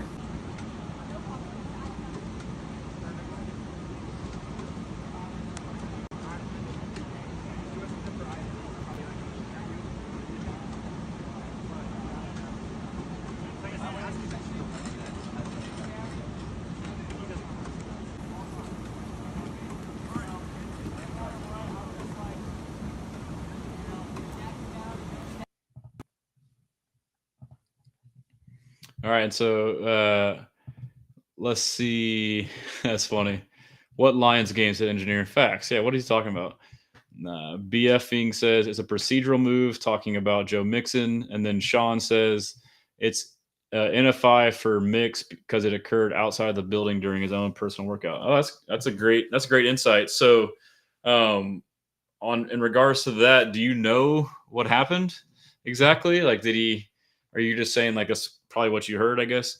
And then Larry and Stafford says the Texans are 4 deep at every position because they know that injuries happen. And when they went into KC for the playoffs, they were in that game but didn't have enough dogs. I agree. I mean, depth in the secondary with Petrie going down and Ward going down was also like depth in the receiving core. And he says that y'all better recognize that boy Stafford, Jalen Petrie value. I agree, man. I've been a champion of Jalen Petrie. I was, slamming my fist on the table for us to extend him, just like I was last year for Nico. And I think it's going to turn out the same way. I think that Jalen Petrie is the X factor. He unlocks this whole defense. He basically is a linebacker that's a safety, and he unlocks the creativity for DeMeco. He can do so many more things when he has Jalen Petrie. I think he is, if used the right way and, to utilize his skill sets, he is a beast. Ursary makes Daniil look small. LOL. That's crazy. That's a good point. Brandon, I was really curious what Ursary was talking about to them. Yeah, you got to assume they're just talking shop. BFing says, do you think Henderson gets any reps or just Twitter fan hype? I mean, I don't know. I can't sit here and act like I know. I don't know, but I think he's somebody who's solid. I mean, from what I watched, the little bit of film that we had with the Texans, and then mostly from college, and then just, his makeup, I think he could be a solid player. But I'd be lying if I told you if I knew anything or could have like a beat on it. But I think he's a good player. He could crack it, but we haven't heard his name lately. It's definitely probably some fan hype that got him up there. And it's not even just that, like he got mentioned on shows, but that kind of came from comments, and then it kind of parlayed into this or that. But I mean, who knows, dude? We'll see how it shakes out. Sean says Aaron Wilson said that's why he was in the boot earlier this offseason, re-aggravated the same ankle when he was dealing with all season from the hip drop. That's crazy. So it is kind of like a loophole then, I guess, procedural, if you're able to take advantage of the rules like that. Because it basically was an injury that lingered from a game. Engineer Nico is such a bargain. Facts. Best contract in the league. I'm getting tired, but I'm still hyped. We're almost done. We're going through. Shout out Jacob. This is from him. He clipped this one. Texans Jacob. I'll be on their show tomorrow at like 3 or 4 on Texans Probe. This is Will Anderson Jr. talking about what he added to his game this offseason. Yeah, man. Right now, my biggest one is just my jab swipe and my stab club. Those are the kind of two that I really just been wanting to work on, man. Just adding a little bit more finesse in my game. Been in the corner just a little bit more. So that's kind of just like help. Daniil has been helping me with that. After practice, before practice, Coach Rod has been doing a great job. Yeah, so that's kind of what we talked about earlier. He's, ever evolving. He's, adding to his bag, so to speak. And Jacob again, he got a clip on DeMeco. So yeah, usually if I see someone post a clip that I was going to clip, I just repost it because it's easier. And I don't want to flood everyone's timelines with the same stuff. Because I post so much, but I don't want y'all to keep seeing the same stuff over and over again. So, but this is DeMeco on Nick Caley's offense. You got a chance to see Nick Caley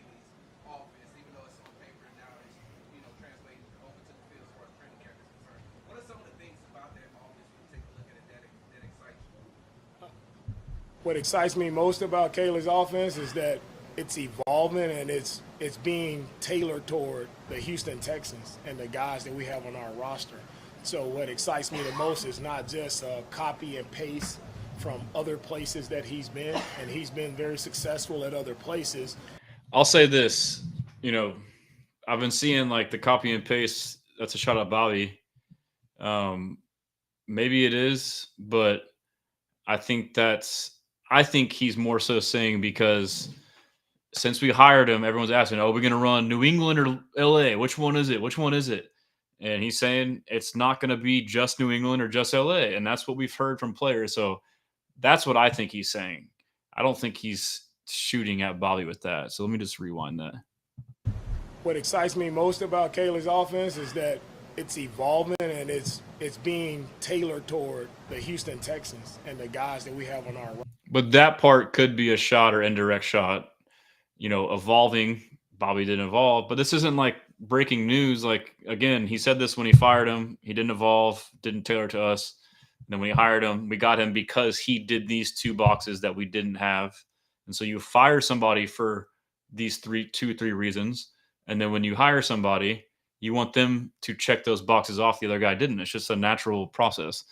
Our roster. So what excites me the most is not just copy and paste from other places that he's been, and he's been very successful at other places.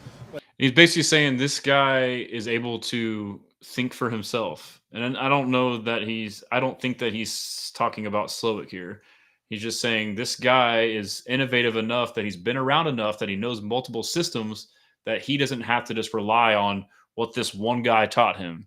He is, I guess, also confident and brave enough to, and that's what the good ones probably do. Like, some people have a personality where like, oh, I can only do what I've been told. Like, no, like you can be courageous and you can, bring in everything you want. So I think that's what he's saying here. But he's being very, very thorough with the installation process of where do we want to put our guys, what position, what's the best spot for our guys to be in. So you look at it through that lens.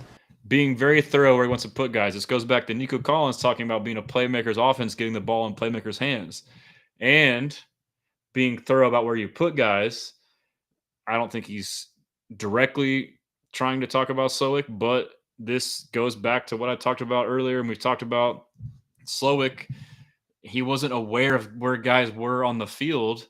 Like the Chiefs game, the first one, I felt like the game plan was to finally get Tank involved, and he was balling, and he got hurt. And then now, you kept the same game plan, and now instead of forcing the ball or the first read being Tank Dell, it's now Jared Wayne, and you didn't change it. So now like all the first reads are going to Jared Wayne, which no offense, but like it should be going elsewhere. You should be able to adjust. Also, like being aware of where Dalton Schultz is on the game-winning drive against the Chiefs in the playoffs. Oh, we have him blocking Chris Jones. Shit, we should change the play or do something. I think that's kind of what it is. Or, getting mismatches, stuff. I mean, Bobby did do some of the motion trying to get matchups, but I believe that's what he's saying there. It's going to be about the Houston Texans, and that's what I love most about the offense is him being able to be adaptable and put our guys adaptable and put guys in the best position to succeed. Let's go. A couple comments. We don't got too much longer, but I'm sure y'all don't care. Y'all are chilling. And FYI, like out of curiosity, like I'm sure most of y'all just watch on your phone and you kind of like just put it like in like a little minimized box and just scroll Twitter and stuff. I'm just curious like how it's consumed. Like, I mean, I do it too. That's what I do. I'll put like an AirPod in and just kind of have it walk around the house. It's just cool the way technology is to kind of, be able to do stuff like that. But let's see. Brandon says, just be careful because you don't want your biggest star to become your biggest bargain. You see a Hendrickson situation up here. Yeah, that's like a delicate balance. But I mean, the way I would look at it with Nico is you got X amount of years cheap. And then now if you renew him, if you look at it through the lens of, okay, the first years we're at this, and then now we have to pay him this. But then if you look at the whole contract together, on average, we had him for 5 years, 7 years of his prime at a low rate, even though the back end was high. That's the way I would approach it. And that would be the right way to do it with the player. You shouldn't, continue to try and screw him over. Nosh says Will looks huge. Pause, but I agree, he looks huge. Pause. Larry says, I'll see you boys at training camp. Hashtag I'll holla. We'll see you there, bro. King says, some people saying that was a jab at Bobby. Yeah. Product of the H says, I knew Bobby was a problem when an amateur like myself could predict his plays. Facts, dude. I mean, yeah, I try to give him benefit of the doubt, but the Lions game was like the first time I was like, all right, bro, like it might be time. Brandon says, to be fair, it's impossible to talk about the problems in the last offense without appearing like you are talking about the last OC. Yeah, so I mean, but that's indirect though. Like, you know, he obviously didn't say anything direct, and nor would he, but he's also being asked questions and he has to answer it. So it's not like he's, you know, but like everything's baked in. Like, yeah, the guy got fucking fired. Like, yeah, he got fucking fired. He fired him for a reason. Yes, he thinks he sucked. That's why he fired him. So it's like, it's not like breaking news to me. It's like, yeah, we all know this. So we've all been talking about it. Engineer Slowick entering Easterby territory with the Texans fan base at this point. I hate it too, though. Like, it's just, we talk about it all the time, and I don't know if and when it will stop. Like, even if we're doing good, we're like, yeah, man, we could have won last year. Like, it just is what it is. Nosh Slowick is a bigger nightmare for Texans fans over David Coley. LOL. That's what it is, though, too, is like fans, it's nice to have like someone to rally. Like, I do think, you know, I'm probably guilty of making it worse than what it was with him by like a little bit, but it was pretty bad. And I don't know. This year will be an indictment. Like, we'll see the litmus test of how good the offense is with Kaylee, and we can be like, oh, shit, okay. And also Strausser was a big part of that, which falls under Slowick. So anyhow, here's Dan Orlowski on the Pat McAfee show talking about the Texans. And he is somebody, a national pundit, who always gets it and kind of thinks like most of us do in regards to the Texans. But here he is. I think Houston awesome this year. I think Houston has sorry. Start over. I think Houston's going to be awesome this year. I think Houston has like a little bit of a massive bounce back year. Their defense is absolutely loaded. And a massive bounce back year. We went to the freaking second round. But that's what's crazy is like people like we just because we didn't, you know, meet these crazy high expectations. Like people thought we sucked. We were still fucking good, even though we weren't that good. And there's a little bit of a mismatch or Pat McAfee, totally agree. He fucking hates it too. In match with their offensive line, they missed or moved on like 3 or 4 pieces. New offensive coordinator. I think they're going to be awesome this year. Everyone stupidly talked about this regression for CJ Stroud last year. His numbers weren't all that different than they were his rookie year. More interceptions, no doubt, but offensive line was bottom 5 in the NFL. He's lost his number 1, number 2, number 3 wide receiver. So, like, I think that football team is. It was a tough year. Absolutely. That'll hurt. Yeah, I think it's going to be. Dan knows ball. Love Dan. Let's see what else. Astros won. We're on the top of the AL. And here is a play. Okay, so I'll just show the highlight.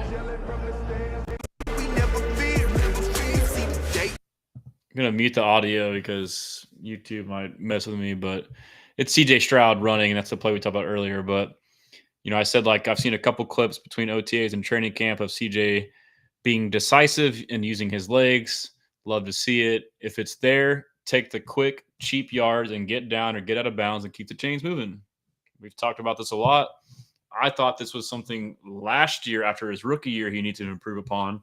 You know, you look at someone like Mahomes, he's very smart with his legs, primarily in like end of game, critical drives and end of year. He knows when to turn it up and, you know, take the quick, cheap yards, but also be smart about it. But like, you know, even like in the Ravens game in 2023, he was a young quarterback always trying to hit the home run, and they were giving him 7, 8, 10 yards to run, and he never took it. And so first down, second down, you go for the bomb, miss it. Now it's 3rd and 10 where you could have taken those yards and gotten into 2nd and 3rd and manageable. So I think he started to do that late last year, and I feel like it's being coached in him. Hey, if you see it, take it. If there's 5 yards, no matter whether it's a throw, run, whatever, take it, you know? And so I think that's what's going on. Let's see what else. I was on Robert Land's podcast. Check it out. Pretty fun. Kind of talking about the same stuff we talked about here. Let's see what else. Here is from Big Sarge. This is CJ Stroud about being more intentional this offseason. What is different about your offseason this year than it was after your rookie year? I just kind of knew more, like knew how much time I actually had or how little time we had, and just kind of playing things better. You know, it's only my second off season, so it's not really like something that you just know what to do.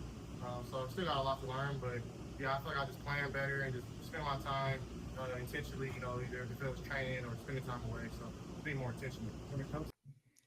Yeah, and so I don't know if that can be taken as him saying like I knew not to do podcasts. I don't know. I think maybe a little bit.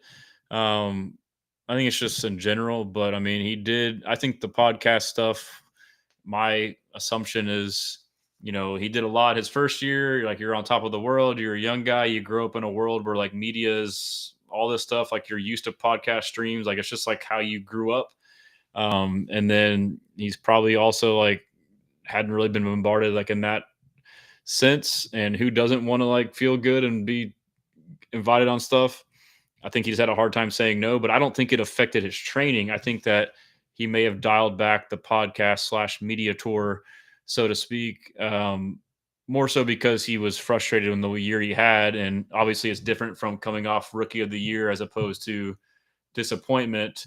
And we know how the media is. If he would have been around, people would have been trashing him for going on stuff. But I don't think he really operated too differently. Maybe just said no a little bit more, but he definitely was locked in. But I don't know if that was question or that answer was directed towards that necessarily. But and then here's Nico and CJ talking about Nick Caserio. Yeah, Nick is a fiery young coach who like loves to yell and run around, and you know, and I love it. You know, he brings juice to the building every day. So I'm excited just to work with him every day and try to build a relationship. And he's done a good job of just relating to the players and always asking us what we want, how we want to do things, and making it player own. So I love that of him. Thank you, Nick. I mean, it's the worst when you have, and like, again, speculation, but it's what's been reported and what we've heard and what you're hearing now. It sounded like the last offense was my way or the highway. There's no collaboration. Maybe there was some, but like, it didn't seem like that offense took much input. It's like, this is the offense. That's it. Like, I'm not going to like listen to new ideas, but that's what's going on here. And not only does that help you see stuff that you can't see, like anybody who's a good leader can listen to other people. Like, you have to be responsive and be in tune with what's going on and get different perspectives. And you can learn, like, that's how I am with like Texans takes. Like, I'm kind of rigid, but like, I'll hear out an opinion. I'm like, you know what? That's a good point. Like, yeah, okay. I agree.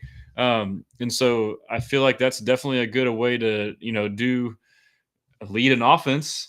The guys that are freaking playing in the game that have played it their whole lives, if they say, hey, like, I think this might work. Yeah, let's try that. And that's like the Lions, Ben Johnson, like, that's what they did. Like, he's feedback from the players, or you watch other teams do certain stuff. So that's great to hear from CJ. He basically says also too, he's fiery young coach, loves to run around, full of energy. And it's a player-owned offense. I mean, what more can you ask for? And then here's Nico on the same topic. Man, you just tell by his enthusiasm. Yes, man, you just tell by his enthusiasm every day. He's a great coach, man. You tell, like, in the meetings, he talk about the plays and install, man. Even when he just explaining the install, just his grit, his mind behind it, and his energy, dog. You can just feel it. You know what I'm saying? Like, he gets you pumped up, ready to go out here and play. Rampendale Dolly or Die on IG says, is there a specific player from the draft we should be focusing on? I think Jaden Higgins has potential to make the biggest impact. Ursary it's all of them. Like, the way DeMeco is, they play a young player if they're good enough and they're not afraid to do it. I mean, last year, Bullock and Lassiter for sure obviously had an instant impact. So every day. I think that he's a great coach, man. I think Higgins and Knoll, but Higgins probably the biggest impact. And then probably potentially Ursary after that at some point in time. And then I would say Knoll and Jalen Smith too. Jalen Smith, Woody Marks. I mean, I think they're all going to have an impact, dude. Yeah, that's it. Hey, we're good. Oh, and then I hit 20K on X. We blessing. I appreciate all of y'all. at Texans Commenter on X. I am at Texans Commenter on TikTok. I am at Houston Stressins on Instagram, Facebook, and now I'm at, I believe, Houston Stressins on YouTube. I keep changing it because I'm trying to get monetized. But yeah, that's all I got. Nosh says, I think realistically Texans could finish as a top 2 or 3 seed since Buff got an easy path to the 1st seed. Yeah, I mean, I agree. He says Slowick is a bigger. Yeah, that was from earlier. Over on TikTok, Sledge, Kaylee will make a huge difference. I agree. Unk asked, will Darius Henderson get a chance to start? We talked about that earlier. I mean, I think he'll get a chance. It's just a matter if he's good enough. I mean, obviously that's like a dumb answer to your question. Like, yeah, he'll start if he's good enough. But I think he's good. But like I'd be lying if I told you if I knew he was better than somebody else. But it'll be fun to watch. And then the Dark Knight says Brevin Jordan is going to be massive this year. I agree. Primo Look, shout out Primo Looks on IG. Give him a follow. Says, let's go. Super Bowl run starts tomorrow. Facts. But yeah, that's all I got, fellas. As always, check out all social media website, HoustonStressins.com. Yeah, if you ever need anything, if you ever need anything, hit me up. Check out the podcast too on Apple and Spotify, Houston Stressins or Second Guessing with Stressins.